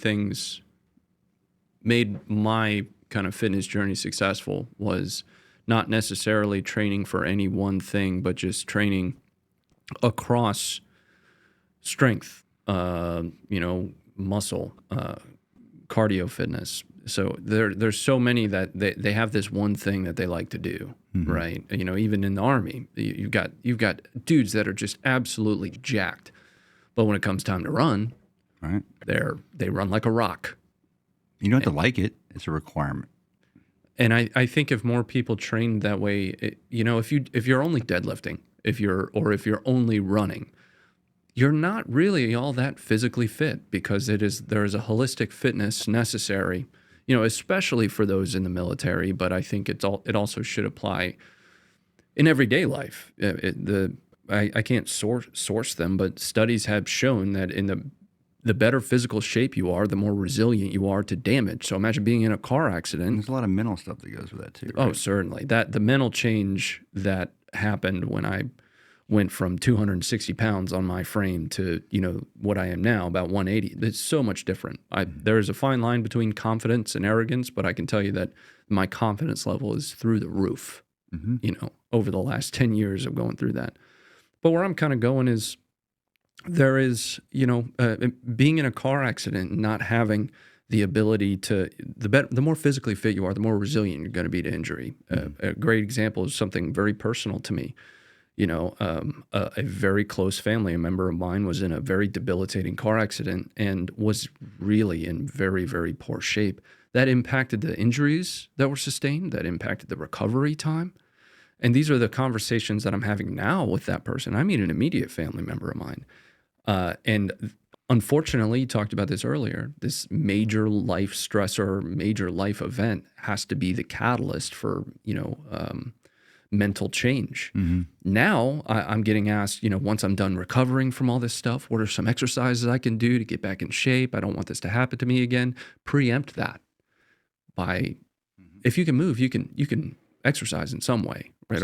Of course, consult your doctor. Yeah, I'm not a doctor, but if you can move, you can exercise. If you're sitting and you're immobile, grab some dumbbells. You can pick those up, right? You can do something. It's something. I'm not giving you a specific example, but I'll never forget it. I bent over one day to tie my shoes. This is shortly after our first was born, but I bent over to tie my shoes and my rib popped, and it was so painful just trying to tie my shoe. I said, that'll never happen to me again. Then you had the context of, a deployment where you really only have nothing to do but work and train. And it was a whole lifestyle change. But I'm so much better for it mentally, physically. Anyway, it's inspiring to watch you work out because, me, I don't have these injuries that I had to work through, right? But you're still out there running 3 miles at a very respectable pace. Only 6-7 months out from a hip surgery? Almost 7 months, maybe 8 months. Right around there, 7 months. I mean, most people can't run a 5K, right? Military or otherwise. I know plenty of soldiers that can't run a 5K. They can barely get through their 2 mile. And that was only my third of that distance since I started running. What I've noticed is since I've started running again, the hip's a lot looser because I've just dealt with a lot of pain, and it's a lot better now that I've been more aggressive with my fitness. Well, you actually had to slow yourself down today. Well, yeah, because that's like my golden rule right now is even though you can do more, it doesn't mean you should do more. Yeah. Again, it goes back to like what we're talking about. There's doing the right thing and doing that thing right. Like we're talking about with physical fitness. Like, okay, you should do physical fitness every day, but if you're not training for the necessity, if you haven't done the analysis on what you should train, then maybe you're wasting your time, right? Mm-hmm. Yes, should do physical fitness, but if I have to take an ACFT in the Army or at the run, I'm just powerlifting every day. Yeah, I'm doing the right thing. I'm doing physical fitness, but I'm not doing that thing correctly, so I'm going to bomb the test, right? But the same thing with today with running. I know for my progressions, I was supposed to keep a slower pace, and so I was like, okay, we got to slow down because this could potentially injure me, and that's not what I'm trying to do right now. I'm trying to have very slow, methodical progressions using the 4 Ps, which if you're anybody familiar with Atomic Athlete will know, like if you're doing any kind of training, you should follow the 4 Ps, right? Have a purpose, like there's something that you're training for, and then have a plan, right? You're going to plan this thing out, and it's going to be feasibly progressive, a feasibly progressive plan, and utilize periodization because you're going to switch some things out sometimes to get there. And that's just kind of one of the safety mechanisms. Like, okay, look at my notebook every day. I actually have written down on the front says, "Don't be a dumbass today. Don't do these like just because you can do it. Just don't go faster. Don't overdo these things. Like this is the progression. Stick with it." I'm a big fan of finding a battle that you can win every day, right? Some people will talk about like ice baths as their basic, something that's going to suck really hard, but that you can get through. Yeah. Because if you get through that, you are purposefully putting yourself or making yourself uncomfortable in something that you'll succeed at if you just do it. And at the end of it, you've already fought a battle that day. So for the remainder of the day, you are effectively ready to take anything on. And I've done an ice bath before, and I absolutely hate them. But I really like the thought process there. And I kind of approach my training the same way. I train twice a day. My morning workout is my hard one. That is the one where I kick my own ass so that hopefully, if and when I have to, I grew up, I got into quite a few fights when I was younger, but it hadn't been in a long time, physical confrontations. But hopefully if I kick my own ass enough and fight those individual battles every day, when I'm confronted with another battle in the future, it'll be just that much harder to kick my ass for somebody else too. Mm-hmm. But those little battles that you can put, making yourself uncomfortable, purposefully putting yourself outside of your comfort zone, I think does a whole lot for your ability to take on mental strife or stress. Anyway, we got a little bit sidetracked there because we're still working towards something that I really want to talk about. So that's 2014. Your hand got basically blown up. Mm-hmm. Went in through the finger there, out the side, took the bones with it. You're the way you make it sound is you're mildly aggravated that you can't fix this double feed in your rifle. Yeah, I mean, it was a very painful experience. Like, don't get me wrong, like that was ridiculously painful. But you got to work through it. Yeah. Where does that take you in your military career? Does that send you back home, and that was your last deployment? Yeah, I was on the team for a little while after that as a team sergeant, but no more combat deployments on the team. I was lucky enough to spend all my time in one special forces company to include when I came back as a company sergeant major. So I did deploy 2 more combat rotations after that, one to Afghanistan doing something, and then as a company sergeant major being a task force sergeant major in Syria. And then I think that goes into what you want to talk about next, right? If I had to guess. Does that get us to around the 2021 period? Yeah, that's a little bit before that. So while we're in Syria, some poor choices were made by some people. And, one of those people ended up getting sent home early, and he got fired. We got back, he got fired from his detachment. This was one of your soldiers within your chain? One of the companies, yeah. I mean, some of the people made some pretty stupid decisions too, but they're all held accountable. That's just the way it is, right? We had 1,200 people. Like, people are going to make it's any organization that you have in life, whether it's Walmart or police force, to include me. Like, I've made poor decisions before. Obviously, we talked about them, right? Yeah, right? Nobody's perfect. Nobody's perfect. So, and this one guy is very talented. So he got fired, but very talented individual, very good commo guy, very, very good at calling an aircraft. He's a JTAC qualified guy. And when I fired him, I was like, hey, man, like, you're very good at your job, but the 3 things that you have done to this point to what's leading to this decision is pretty significant. I feel like if you don't have, like we talked about earlier with the ego check, if you don't have a significant ego check, you're not going to be able to change your mindset and be successful.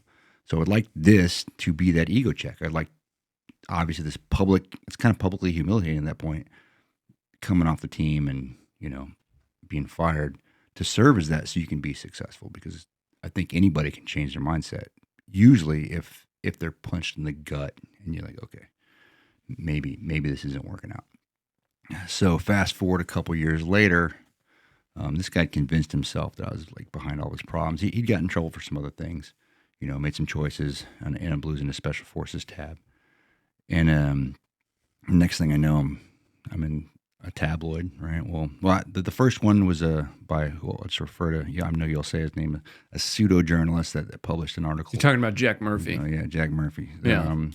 Published an article, and then a month later, I'm in like 12 other articles, to include a French one, which is, I'm going to print that one out and put it on my wall because I speak French and that's your forces. That's your language. That's the language I was assigned. So yeah. I'll frame that one and put it on the wall. So this soldier ended up with this female, what turned out to be like a very good con artist who's still conning people to this day, had convinced him, and this is like, I can't even begin to tell you how crazy some of these stories are, like talking to this girl's victims. She was texting him as her father, and she had told this soldier that her dad was this, and the dad had told him too that he's a retired command sergeant major from 7th Special Forces Group, and he was always up at USAC working, and he was trying to help him out with his career, but this guy Chuck Ritter was just always like, he was just too powerful, and he hated this guy, so he was going after him. And the reality was, like, I haven't even mentioned this guy's name since I had fired him, right? Like, nothing to do years with, prior to this. Yeah, 2 years prior to this. Yeah. So really what was happening was I was collateral damaging this female's schemes against him. And she had texted me, like, I think it was on Facebook or whatever it is, somebody named Liz Kate. She was like, hey, you don't know me, but, I'm trying to find out about this guy, Danny Regenball, whatever. And Anthony Anderson, our mutual friend, told me, like, he has all that stuff. In fact, he has my complete military record. So I'd actually had like a half a day conversation with her via text, went long, and she called me for a 10-minute phone conversation, which they had edited, and then they turned that over to the Army with a bunch of fake text messages, which I didn't realize were so easy to create. I'll show you. Like, anybody with an iPhone without a special app can make any fake text message between them and somebody, put pictures in there. You can screenshot it. It looks super realistic. I don't know why iPhone hasn't fixed that thing, but turn all this stuff over. Pretty short investigation where she's on audio recording, basically admitting to it. That didn't go anywhere, but I'm still in all these online articles for like 2 years, right? Because what were they claiming? They claimed that I was going after the soldier's wife, that I'd fired the soldier, and then I'm like chasing after, his wife, which anybody with a brain could see. Like, she was on Jack Murphy's Twitter as herself, basically just like, look at what this guy's doing. Like, okay, well, if you just cheated on your husband, like, why would you be on here talking? Like, aren't you just as bad as I? Like, what is going on? It didn't make any sense, and I didn't realize all of everything behind it. I just, blew my mind. I'm like, this is some wild stuff. And I couldn't get away from this. Is a story I haven't really told ever on any podcast I'm about to tell you now. I couldn't get away from this thing, right? So I'm like, well, I'm just going to ignore it for now. And I had sent Jack some messages like, hey, the investigation found X. You have the ability to request a copy if you want, but this is what happened. Silence, nothing. Obviously, he wasn't going to fix it, and neither was the Daily Mail. The Daily Mail obviously published something that was showing up on page 1 of my Google feed. They're like, nope, we don't care. We published it. It's accurate. I'm like, okay. So I just ignored it, and then it was shortly after, like October of that same year, I got a call from my lawyer, and she was like, hey, that guy's name was Dana Regenball, right? And I'm like, yeah. I was like, why? I was like, okay, well, I just got a call from this guy who's good friends with my husband, and they knew each other back in Ranger Regiment, and they want me to represent this guy because his wife apparently is a con artist and got a Special Forces tab removed. She's like, didn't he say that you got a Special Forces tab removed? I'm like, that was the story, yes. And I was like, that was weird. Coming to find out, the guy that reached out to them, this guy Chris Lane, was one of her first victims, and he was actually married to her and had 2 kids with her. And then fast forward a couple months later, I had this investigator in my office, and he's like, "Hey man," he's like, "I need to talk to you about this person named Kate Lane." I was like, "I don't know who that is. I never heard of him." And no, you know this person. I was like, "I don't know a Kate Lane." And like, no, like Kate Regenbaugh. I'm like, "Yeah, Kate, I know Kate Regenbaugh." It's like, "No, that's not her name. That was never her name. That was just something that she made up for, to reach out to Jack and everybody else. That was never her legal name's always been Kate Lane. That's just some made up stuff." I'm like, "Oh, that's wild."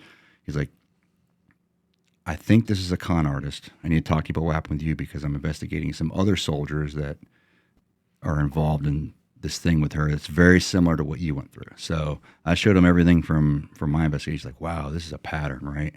And being this other guy that lost his career, because at any point in time, she generally has a husband, a fiance, and 2 boyfriends that she's working. And she uses this story about being a traveling nurse, and she's not a nurse, and how she graduated from Auburn, and she never even went to college or anything. It's just this thing where she's like, "Oh, well, I got to travel." So when she's traveling, she's living with this other person, right? So she did the same thing to the soldier that, in my situation, it basically took him for a ton of money, and I couldn't get away from it. So then I'm like, why can I not get away from the situation? It keeps coming up. I'm at my house. I get a phone call from a guy I work with. He's like, "You're not going to believe this." I'm like, "What's up?" He's like, "Well, I was just getting a tattoo, and this girl is trying to scam my tattoo artist with one of these fake BS stories." I'm like, "What the hell?" So it felt like there was this higher power, like telling me that you're involved with this. You have to call this soldier, who in my head at that point in time, like, well, this guy legitimately tried to go after my career and like destroy everything. Like, why would I do that? And it's like I couldn't get away from like this higher call, and like, you will call this person. You're not going to get away from this. So I reached out to him. He's like, "It's amazing that you reach out to me because this morning I'm at my wit's end. I'm trying to go through this divorce with this girl, and I'm like praying to any powers that be of just give me a sign on." He's like, "The last person I would ever expect to reach out to me is fucking Chuck Ritter." That's exactly what it is. Fucking Chuck Ritter reaching out to me after all this stuff. So I end up meeting up, and he starts going through this wild story, and it's like unbelievable stuff about how she's playing the role of her dad, but like her real dad's never been in the military, right? And I kept that as an open loop because we come back to that. Her real dad's never been in the military; doesn't have anything to do with her. But he's like, she was texting me as her dad for a year and a half, telling me all these stories, like how you're going after my tab. But really, it was her. She was the one feeding the army like the information that they got, like to revoke his tab and other Why? stuff. Man, that's a good question. Like she plays different members of her family. She's like Google numbers and some other things to have unlimited, really, text numbers and other stuff that she can use to text people. When you go back and look at a lot of her other victims, same thing. She playing the role of her dad or her mom. In fact, one of them was like finally reached out to her real mom and had a conversation. I got a copy of all those communications where her real mom was like, "Nah, she's crazy. Like that's not me."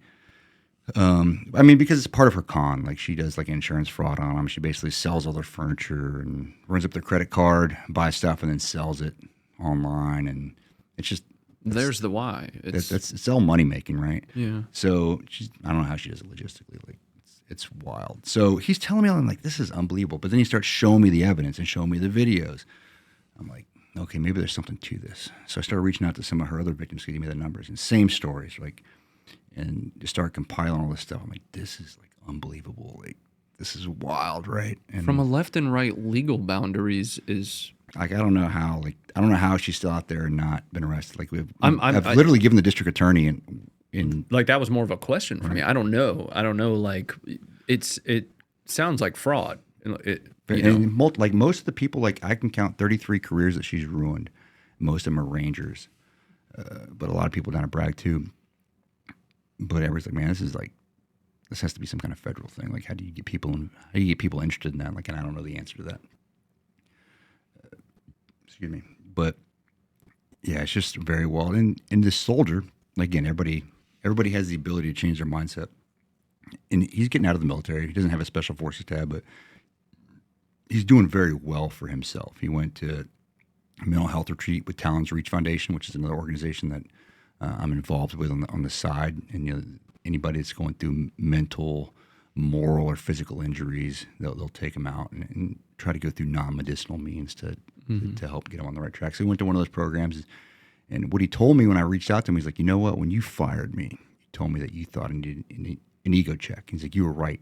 And right now, like I've had that ego check. I'm at the bottom, and we were coming out of the courthouse one day, and I went to go support them at the courthouse. He's like, you know what? He's like, I was exactly like this person once upon a time where I could never take responsibility for my own actions. And he's like, now I know that was wrong, and that's why I was in the situations I was in. So, and he's like, yep, I screwed up this, and this, and this. So for the first time I'd ever witnessed is he was taking responsibility for his own actions in life. And he's had that mindset shift to where he's not going to be a Green Beret again, but he's going to be very successful getting out. He's already got some lucrative job offers, and he's in a place where he's not suicidal. He's doing well. His family's doing well. And you know, that's on his own accord. It took a pretty sizable ego check, and it's unfortunate that all that stuff had to happen. But So you and this soldier have reconciled. yeah, absolutely. Like, you know, we should do that as leaders. Like, and a lot of people, I've received some grief. Like, well, why you investing time in this guy, right? Like, this guy's a lost cause. Like, that's dangerous. Maybe, right? But I think as leaders, like that's one of the, especially in the military, that's something that you have to, you know, to me, nobody's a lost cause. And I've dedicated time to plenty of people that didn't work out where maybe that was wasted time, but it doesn't matter because it's my job as a leader to at least put that energy forth to try it, because I was a lost cause. If people hadn't invested in me, I would not be here right now. So same thing with this soldier, and he's doing very well. He's very happy. Looks like he's got all of his stuff together, and I'm pretty happy about that. So that's a good news story in my book. Unfortunately, he's still dealing with this female. They're going to court. Like, she filed a bunch of nonsense charges on him and his mom, and they got some court dates coming up. So Let's go back to where things stand for you, though, because these articles were published, making these claims that were not only investigated by the Army, these were investigated by, third parties, folks multiple like third parties. folks like, and the one that I know of that's, close to home is Anthony at Stolen Valor, right? Pretty well respected in the veteran community as, holding people accountable, making sure that people understand the reality, and 100% unfounded. That were, it was very, I shouldn't say easy, but the evidence was clear. It took a lot to get these articles retracted. And they're not all retracted. I mean, there's still quite a few of them up that directly reference the original article written by Jack Murphy, right? So, Yeah. I mean, he posted online recently. He's like, oh, what article? Well, how about like Google my name and scroll down and look at the other, at least 3 that still directly reference his article, right? They're still up there. So the potential to actually harm my reputation, like I have lost money and jobs because of those articles that were up, because people Googled them and it's like, hey, I wouldn't want anything to do with you, which is odd. It's a weird flex. He's never apologized. He's never communicated. It's very weird. But Julio Rosas, a journalist, he took some interest and he wanted to correct the record and write the right story. He's like, but hey, I need to do my own in-depth investigations. Like, hey, don't take my word for anything. I could be full of crap. So I was like, here's everybody involved. Here's everything that I have, right? Look into it. So he dug deep. He called everybody. He reached out to Jack. He reached out to this female in question, reached out to the military, and talked to the soldier and some of the other victims. And he wrote his story, which corrected the record. And then once that came out, I went to Anthony Anderson. I was like, look, I'm going to come out publicly with this. But before I do that, I want at least somebody else that's well respected to be able to look through everything. I'm going to give you everything. I'm going to give you all my NCOERs. You got my complete history for my time in the military. You got everything. So I gave him everything. He looked into it, right? And he came to his conclusions. Because the reality is you can go to court. Litigation is expensive, though, even if you win. Telling the truth is free. And with the bar, like when you're going after a public figure, even if somebody's coming after me, that the bar's pretty high because you not only have to prove that it's wrong, but there was malicious intent. And then it's also have to prove damages. So even if you win at that point, like maybe you win $1, right? If you can't really show a significant damages, but telling the truth is free. So we just used online platforms and put the truth out there, which it was very interesting. I got an overnighted letter from Jack's attorneys on a Wednesday. And it was like, hey, you need to quit using this verbiage. You didn't want me to say hit peace or this other thing, which I will talk about later this year because I can prove that he didn't want me to talk about. and I've just taken a break from it. It's not that I'm not going to talk about it. I get the whole rest of my life to talk about this stuff, right? I was like, okay, that's funny. So, and it's a pretty sizable law firm in North Carolina. Like, it's not cheap. Probably between $800 to $1,200 it cost them to send the cease and desist letter to me from this specific law firm.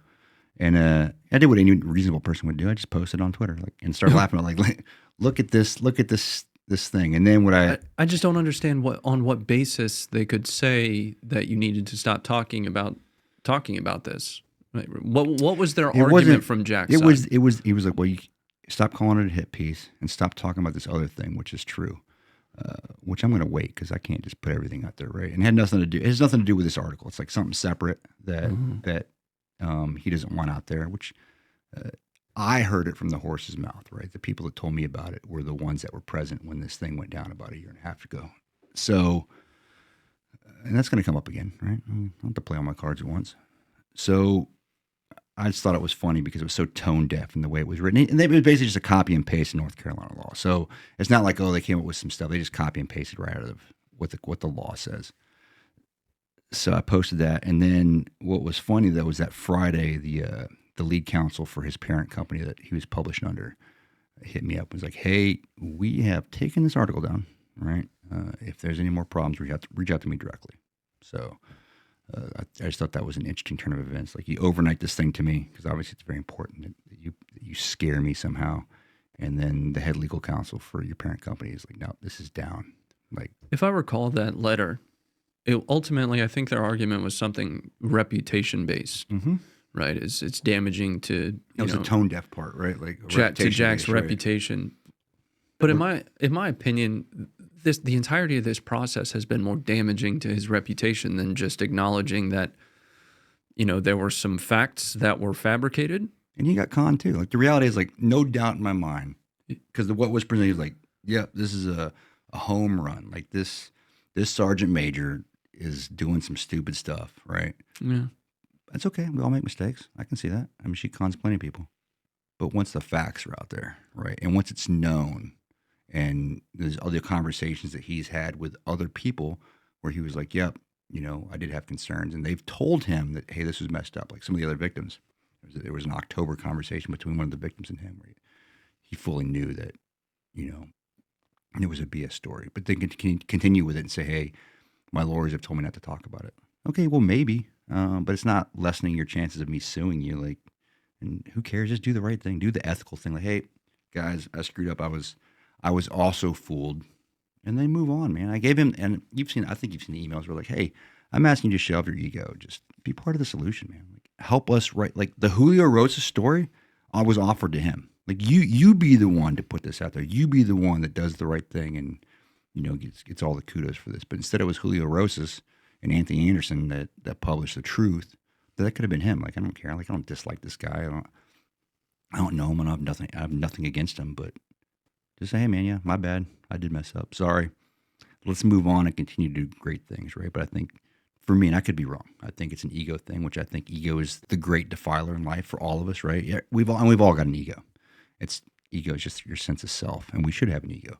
But when it becomes hubris, and it becomes like you've talked about that fine line between being confident and being that cocky prick, that's where it becomes problematic, right? We're all humans. We all make mistakes quite frequently. And once we come to a point in our lives where we're okay with like messing up, because failure and defeat are not synonymous. Like, I can have acceptable failures in my life, and that's how I'm going to grow.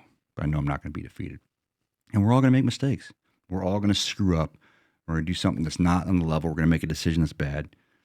Just own it and move on, man. Like, I just can't for the life of me understand why, from a reputation preservation perspective, what's Jack's background? Like, just generally speaking. He was a ranger, and then, he went to ranger school. He went to sniper school. He passed special forces assessment selection, became a Green Beret, was in 5th group. And I've talked to all of, his teammates that, that are still around.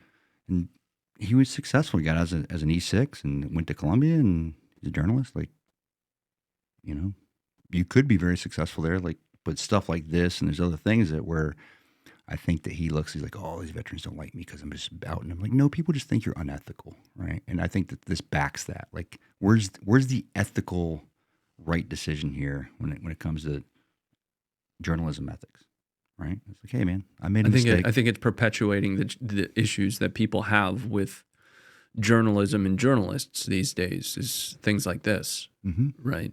You know, there's a very heavy distrust of mainstream journalism at the moment, and issues like this are, I think, at the foundations of that, Right. right? Because again, for the life of me, I don't know the guy from Adam, right? I'm an outsider looking in very objectively to this. But I cannot for the life of me imagine a situation where after being presented from so many different directions, you know, evidence to the contrary of something that I put out as if I were in that instance a self-respecting quote journalist, that I would not correct myself.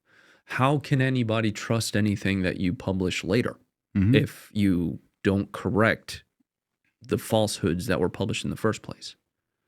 Yeah. It's It's weird. It's interesting, and obviously we can speculate. Like, Yeah. I think it has something to do with ego. I could be wrong there. I don't fully know, but military people are also easy targets because, for one, it is very hard to sue a journalist, right? The laws in the United States make it very hard. We have to prove malice, and then you have to prove damages on top of that. So even if you win, you might spend a ton of money and get $1, right? You don't know that. And they know that, but then in the military, it's going to be hard to prove like damages. And on top of that, they know the command's probably going to tell you not to talk to the media, right? So the way to get around that is, if you're in the military and you find yourself in the same situation that I did, understand the joint ethics regulation for one. It's kind of like the basis of if you're going to get on and be kind of public, but then understand all the PAO regulations, because there's the Army one, and then your specific command is probably going to have one as well.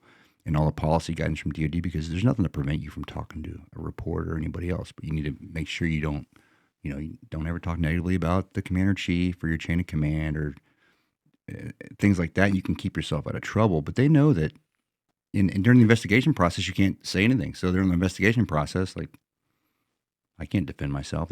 While she was on Jack Murphy's Twitter, just like disparaging on me, which she's now deleted everything. I've saved everything. as you should. Right. There's nothing I could do about it except for watch. Right. That's all I could do. And so I'm just sharing it all with my lawyer. And Laura's like, hey, we can do this, but it's going to cost X amount of money. Right. Do you really want to go through, all this? So that's why I kind of just sat on it. I'm like, nah, it's not really worth it. I got a plan. It's just going to take me a little bit of patience, and I'll have to sit on it for about at least a year until I can execute it. And even then, that kind of went by the wayside. And then until the soldier reached out to me and we actually discussed it, I was like, oh, this is far deeper than I could have ever known. This is some wild stuff. Like, I'm not even touching the tip of the iceberg. Like, you've heard like the wild stories from these victims is insane. Like, and I'll just share some. Anthony's seen all of it, and he's like, holy crap, that's the most bizarre thing I've ever seen. This needs to be a Netflix movie. And maybe it will be, but yeah, I don't know. Soldiers, though, they know like they can go after us, and it's very hard for us to. What are they going to do about it?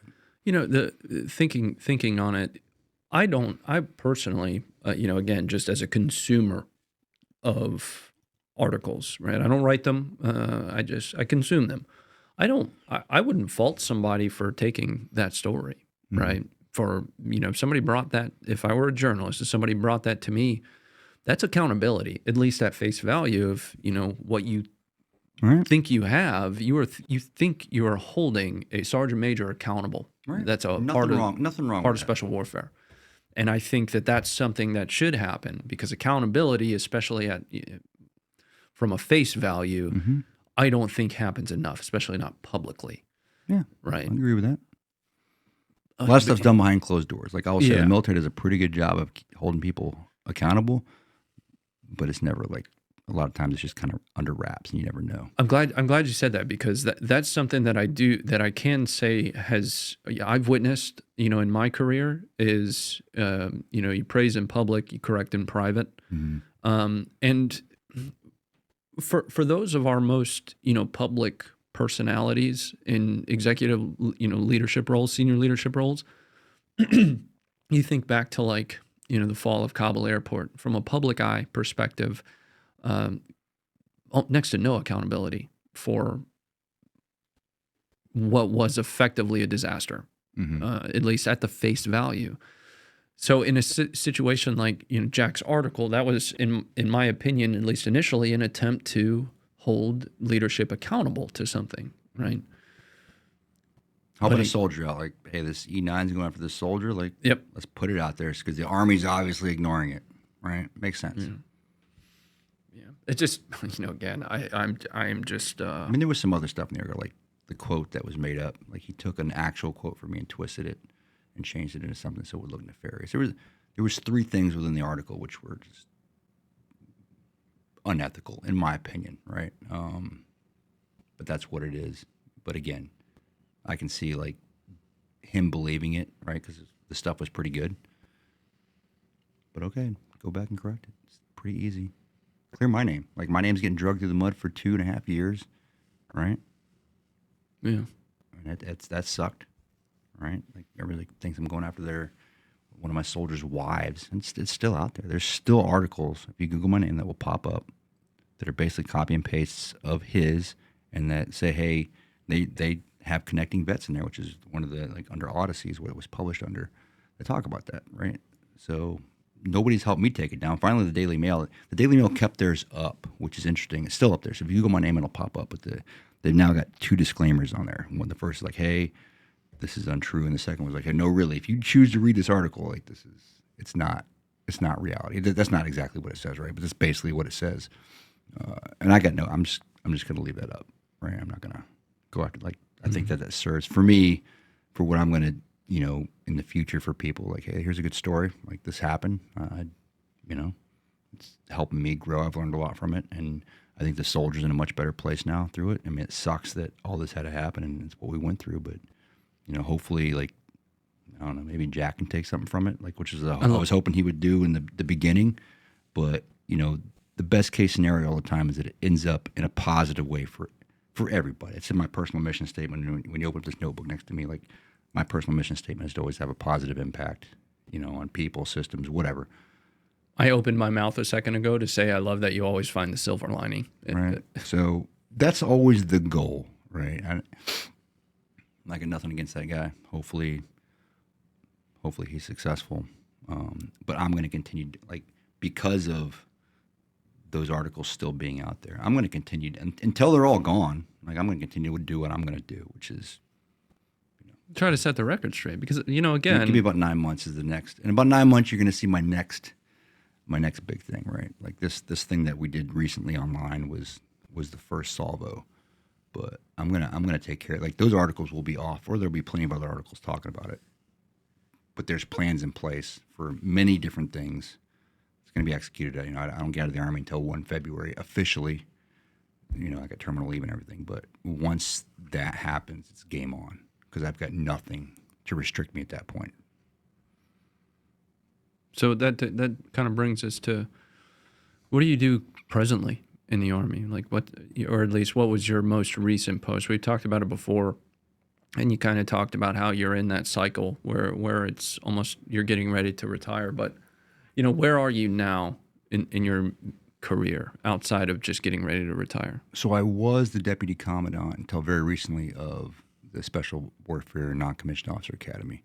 I put in my retirement packet, and my plan was to be out last year, but then once we found out that both my hips were dead, I was like, okay, well, I want to get that fixed before I got out of the military. So I had the right hip replaced, and I still have to get the left hip replaced. So I'm in the retirement process, but we're just debating on when to get this next hip replacement, and I want to get this one done at a different location and go through the front instead of the back. So I was trying to maybe push that off for a little bit, but a medical professional's like, you can't. It's literally like, got to get this done now. So I'll probably get that done June or July. And then, there's a lot to go through the retirement process if you want to do it right with everything that's offered to you, which takes some time to do. So I'm going to go through some hyperbaric therapy. I've got, this month has all been medical appointments. So just getting everything logged and set up and ensuring that I'm healthy getting out, because there's other stuff like my right knee's shot. I'm sure it's going to be replaced at some point in time. My left wrist, I cracked it in Syria, and it's very problematic. So I at least want to get all that stuff documented. So as this gets more and more arthritic in life, stuff like that. So all these things that are offered to you is going to finish up my school. I've got 6 classes to finish up for my bachelor's degree. And it's another great thing about the Army is once I transferred my military service over into college credits, I only had a year of school to do to get my bachelor's degree. I had like 148 college credits from my So you're transcripts. you're finishing your degree now after. Yeah. So once my retirement hits, I'll have my capstone still to do. So I'll probably just like deliver pizzas or something for like 6 months, chill out, and do that. But that's where I'm at. I'll be out at 27 years. I'm on my final out. My plan was to be out last year, but due to the medical stuff, I figured that was in service to the Army. So like these wounds, so I might as well get it done while I'm still in. So you've spent 27 years. You came in pre 9/11, right? You have, at this point, you have seen the Army change over time. There's this propensity, and I'd love to get your opinions on this. There's this propensity to believe that the Army's kind of lost its, quote, warrior culture. Over the course of time, do you see that at all? I think it's easy for us to say that, like even for people in my community, but here's the reality. I'm out at Special Forces Assessment and Selection. Often I go to PT out there. Like that assessment and selection is harder right now than it was when I went through. That's absolutely harder. I think that the Army is still, or just the military in general, I think it's the institutions that it's always been. Like there's always changes, right? Like things change in life. I think that we are very lethal on the battlefield still. It's like, oh, the Army's woke. Like I don't see that. Like we talked earlier, like there's always Army policies you're not going to agree with here and there, right? Like, and if you don't think that you're going to be doing some kind of stupid stuff in the military, like you didn't watch any movies, like you do all this stupid stuff to allow you to do the great things that you actually get to do, which are awesome, right? Like I could go all the way back to where, we were literally wearing spits and starches every day, which as a private, I'd spend an hour, and then we're low crawling through the field, like an hour later, right? When the boots, I just spent hours polishing and wearing PT belts in the middle of the day for no reason, like stuff like that. But doing those things allow you to do the great things that you could do in the military, which you will never get that opportunity anywhere else, like traveling the world, the college benefits. I think the Army is still a great institution. It's a great, any of the services really. Once you get to a certain level and you got to deal with more nonsense, like even at my level as an E9, but at that level you're dealing with all the nonsense, so everybody below you doesn't have to deal with it and they can do their job, which is very, very fun. So I would say the long answer to your question is no. I think the military is still in a great place. I think we are still very lethal and we're adapting and, Yeah, I think people will point to recruiting numbers. They'll point to 2 or 3 viral photos, of something that they disagree with, and they'll use that as in some way exemplary of a larger systemic issue. Yeah, it's a logic fallacy. It's a false equivalency. Right? It's like, oh well, I saw this thing, so it must apply to everything, right? Like, no, that's not real. It's like, oh well, I saw this video of this person getting beat up in school, so every public school must be crap, right? Like, is it really true? Like, there's probably more there, right? You're probably just buying into somebody's psyop at that point.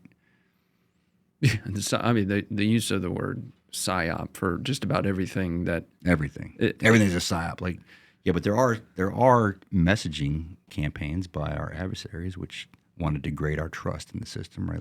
Very effective ones. Let's take America. Like, you go on Twitter, because we're both on Twitter. Like, everyone's like, oh, the country this and this new Civil War movie and blah blah blah. Like, here's the reality: this is the best governed nation on the planet. And if there's a better one, then which one is it? Which one do you think is better governed right now? Even with this imperfect, because I'm not saying we have a perfect system and that, we don't have selfish people in certain positions, but compared to other systems and other places, and show me which one's better than what we have. Because I'll tell you right now, like, I've been pretty impressed. Like, when you do go on Capitol Hill and you go in there, and the amount of bipartisan work that's actually getting done outside the media is pretty incredible. And I've never reached out to a Congress person, whether it's been in Texas or North Carolina, where I didn't get a response and they didn't take whatever I was saying seriously ever. So I think if you actually use the system, it works. And it is very imperfect because we're human beings, and human beings are imperfect. I feel like a lot of people don't use the system, though. They talk about, not feeling represented, and I've been guilty of this before. And folks have pulled me aside and said, hey, here's how you can get engaged in, local, state federal politics and feel like you're making an impact. I think that's available. I do think that, our media, from a certain perspective, perpetuates divides because, that's ultimately going to be what sells. That is something that it's all money. It's how they make their money. Oh, certainly. Well, I think social media has a hand in this. The way algorithms work is they're designed to perpetuate things in their extremities, not necessarily the norms, right? The norms, nobody's going to watch that because it's not extreme enough on either end. It doesn't induce fear and it doesn't induce enough emotion. So what you end up with is this never-ending feed of the two extremes, right? One, I call them little boxes that everybody lives in. Yeah. But when in actuality, what you're seeing is on the extreme of reality, not necessarily reality itself. The reality the answer is probably never on either side. It's probably somewhere balanced in between. Somewhere in the middle of that. And it's not necessarily even in the middle of that, but the reality specific to the Army is there are dudes and dudettes all over the globe right now absolutely getting after it, training to be lethal, training to take the fight to the enemy, because we do have adversaries. And they're deployed everywhere. We're busier now than we were during the GWAT. We are more deployed now than we were when we had 2 wars going on. We've got exercises happening in Korea, in Eastern Europe, some of the largest exercises that have ever taken place. And that knife is being sharpened, and it needs to stay sharp. Because, again, this is like probably the 5th time I've said that during this conversation. We do have adversaries, and they are absolutely working and posturing against the freedoms that we have here in the United States. To believe otherwise is plain ignorance. Right. And to think that we don't have all these freedoms, like, oh, well, this and that, like, travel the world a little bit. And even the countries I like to go to is like, okay, that's cool, and this is cool to visit for a week. But I know that when I go back to the United States where I live, I can do X, Y, Z. I have freedom of speech. I can do all these things, and nobody's going to do anything. They're like, oh, what about this or take? Like, but are they really? Like, Like, sometimes, like, okay, one day I got pissed. I woke up and the brace for my rifle was illegal all of a sudden again, right? So, like, yeah, those are annoying. But overall, everything that I have that I can do, you can't do it anywhere else. Yeah, nothing's gonna be perfect. I mean, it is abhorrent. That there are certain rights that are being eroded the way that they are. But when you look at it across a baseline, there is no remaining superpower in the world except for the United States. And building on top of that, having the freedoms that we do have as a superpower that hasn't had to lock us down. Besides that one time. Except for that one time that we all got kind of locked down. But I think you understand the point. When you look at a China, for example, or even a Russia, you say a certain thing, somebody's going to roll you up in a van. There's a lot of people in jail in Russia for like putting like, funny little tags at the supermarket that were considered anti-war, whatever, right? Like they're in jail and they're going to be in jail for like a decade. So I mean, Putin's like biggest political rival just died, right? Yeah. He had Prigozhin just. Oh, his plane just went down. Really weird. Nobody saw that. That's coming, really right? weird. Sometime after he started speaking about some truth, saying things like, Ukraine bombing the Donbass didn't happen in the same way that Russia said it would, or that the Battle of Kasham ultimately was a massacre because Russia knew that there were United States troops there. And this is from Prigozhin. Russia promised those Wagner troops air cover. Prigozhin himself, in a long write-up on his Telegram, not long before he was killed, in some weird fashion, said specifically that when he tried to reach out during that fight to that air support, he got no response. Ultimately, I think the air support that was coming maybe saw some F-22 Raptors and said, fuck that. Yeah, we're not playing that game. Pass. We had so much stacked up when that was going on. Oh man, you just don't want to get in there. layers of stuff, But it kind of drives me crazy that we can't see the logic in the way social media is divisive. Those algorithms that are quite purposefully designed to fearmonger. It's meant for you to be doom scrolling. That's what it's for. Go touch grass. Get the hell off of it for a few minutes.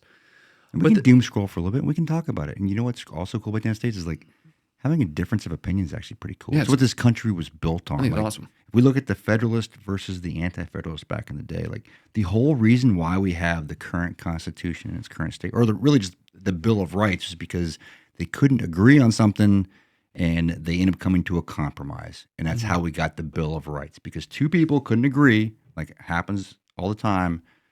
They compromised, and that's how we got what we have, right?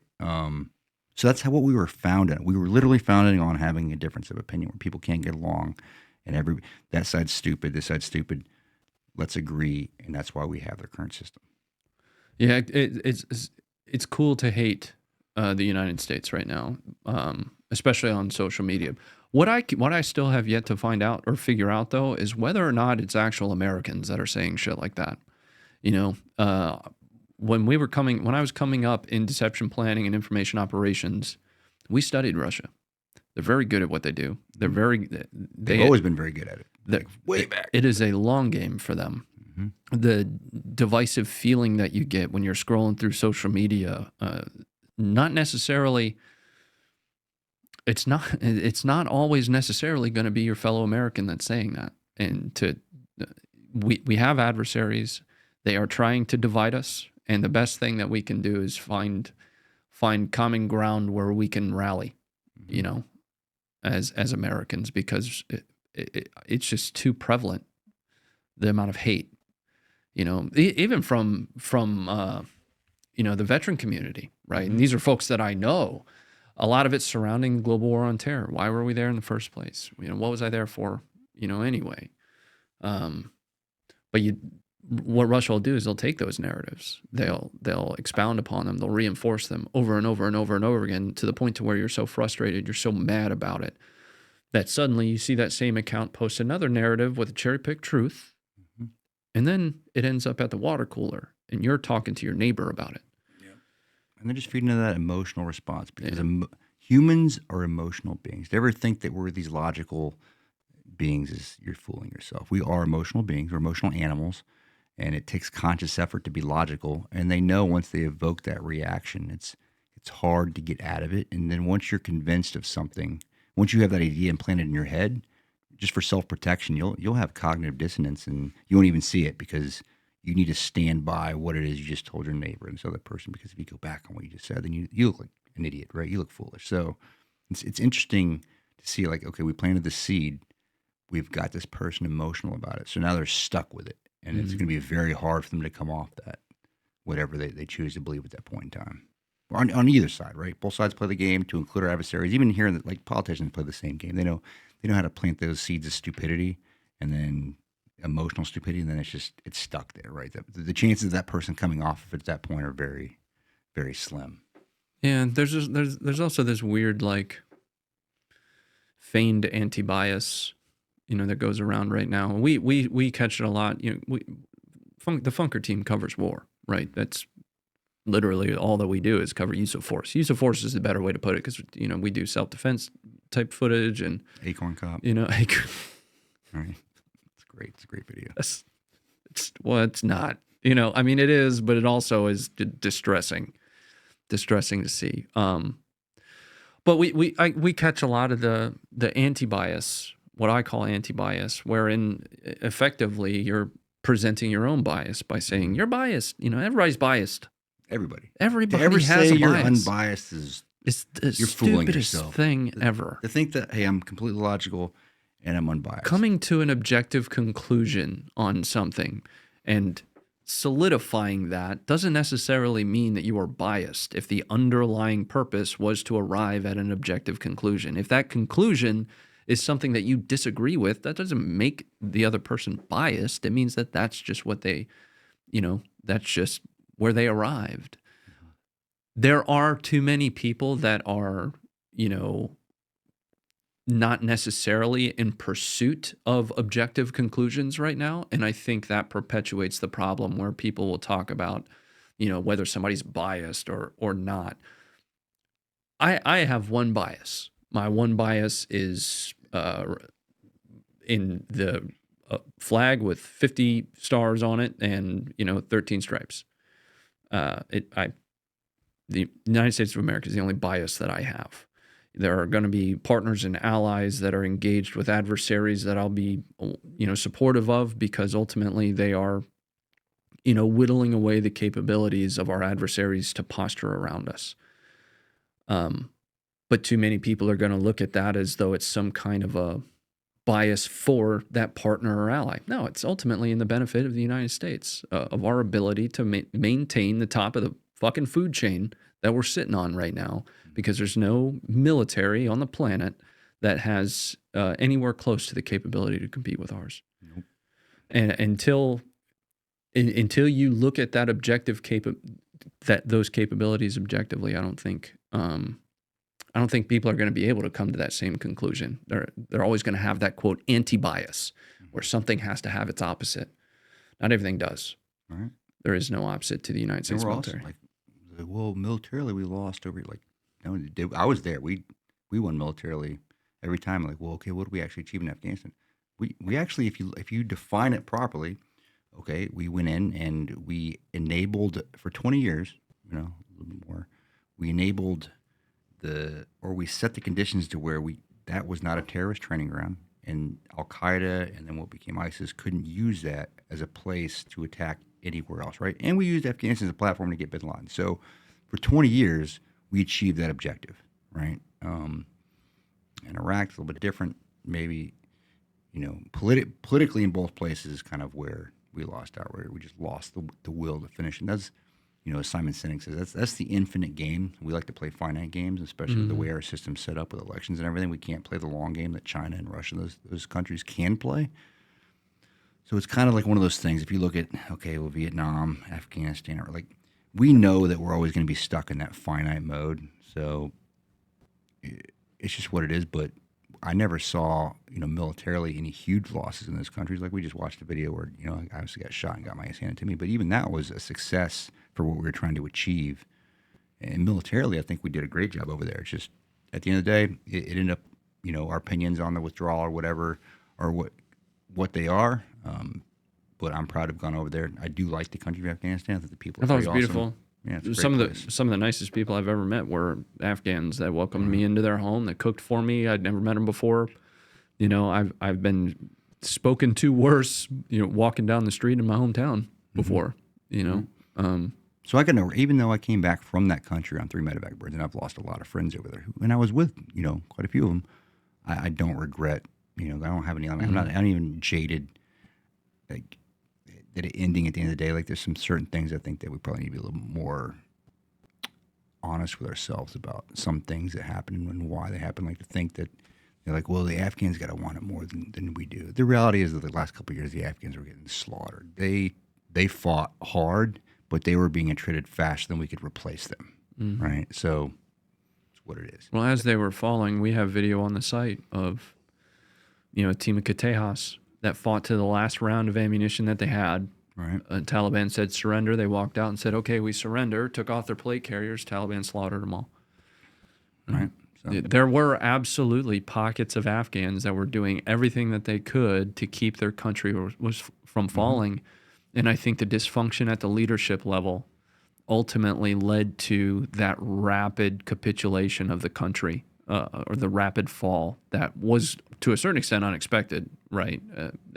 I think there was, from my perspective, I can't speak to what the expectations were from, our senior military leadership, but from my perspective, I think that we had this idea that the Afghans and their leadership would rally once we were gone and, effectively double back down on wanting to keep the Taliban out of power. And I think the dysfunction in the Afghan leadership, you had some that were fleeing to here, fleeing to there.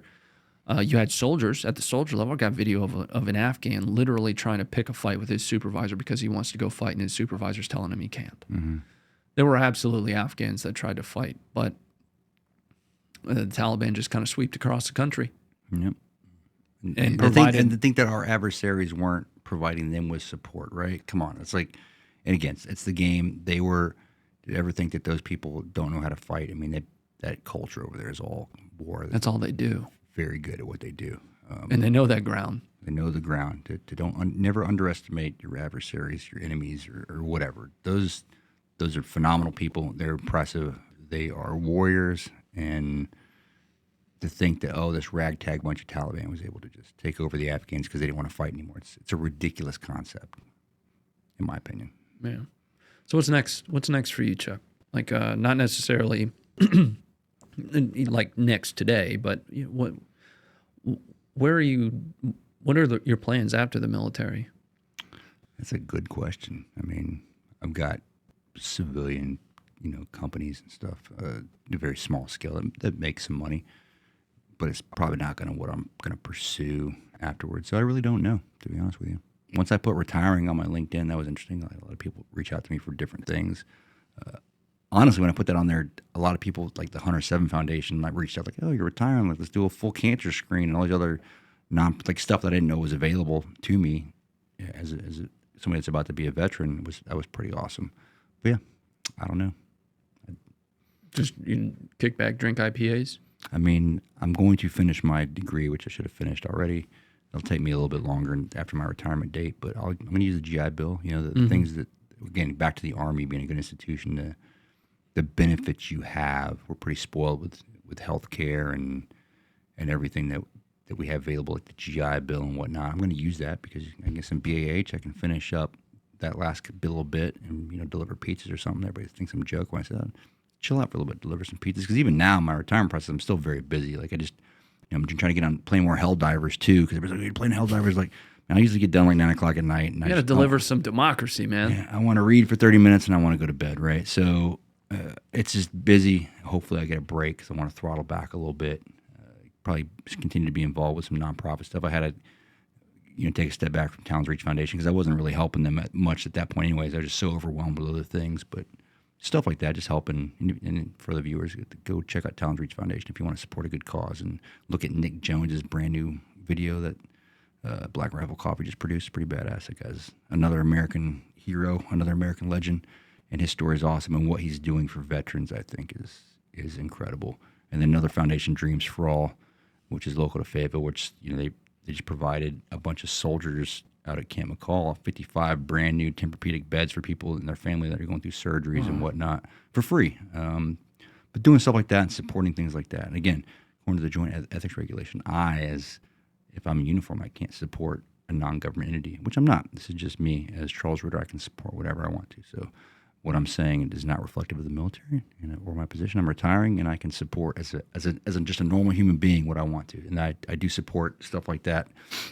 And again, like here with the Sergeant's Vow, I think that's awesome that gentleman, Brad Howling, was able to, one, recover from the injuries that he recovered from, do all the awesome stuff he did afterwards, and then start this badass distillery up, which is cool. I love the logo. It's from my house, right? It's awesome.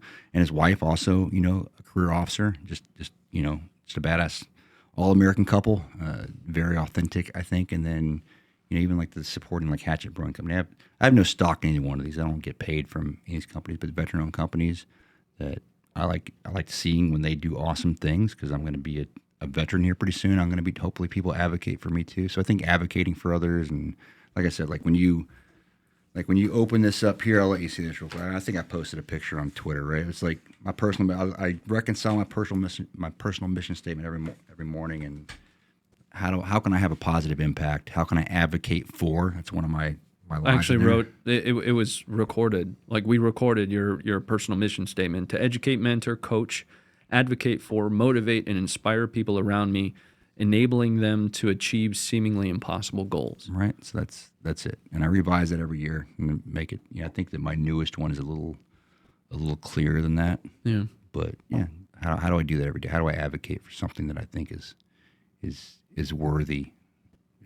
And that's what I'm going to continue to do. Right. I'm going to, and maybe I don't make any. My goal isn't to be this rich person or anything.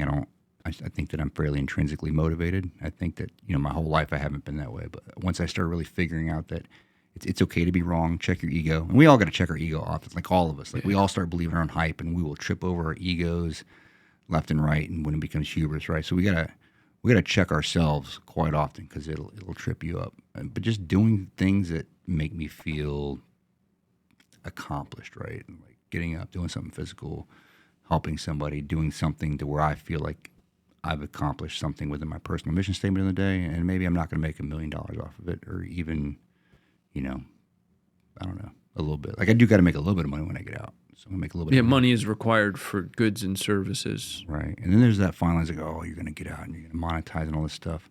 I think there's selling out and there's cashing in, right? I think you're fully allowed to cash in on things that you've done, your stories, whatnot. You know, selling out's a little bit different, where you're kind of like faking the funk and maybe doing some things that are unethical to get notoriety or whatever. Like people like, oh, you're on these podcasts because you're trying to make money. Like, what money am I making? Show me. I just get heartburn over like, oh, there's Chuck again on this other podcast. No, I'm just trying to promote some kind of idea or concept that I think needs to get out there, and that's it.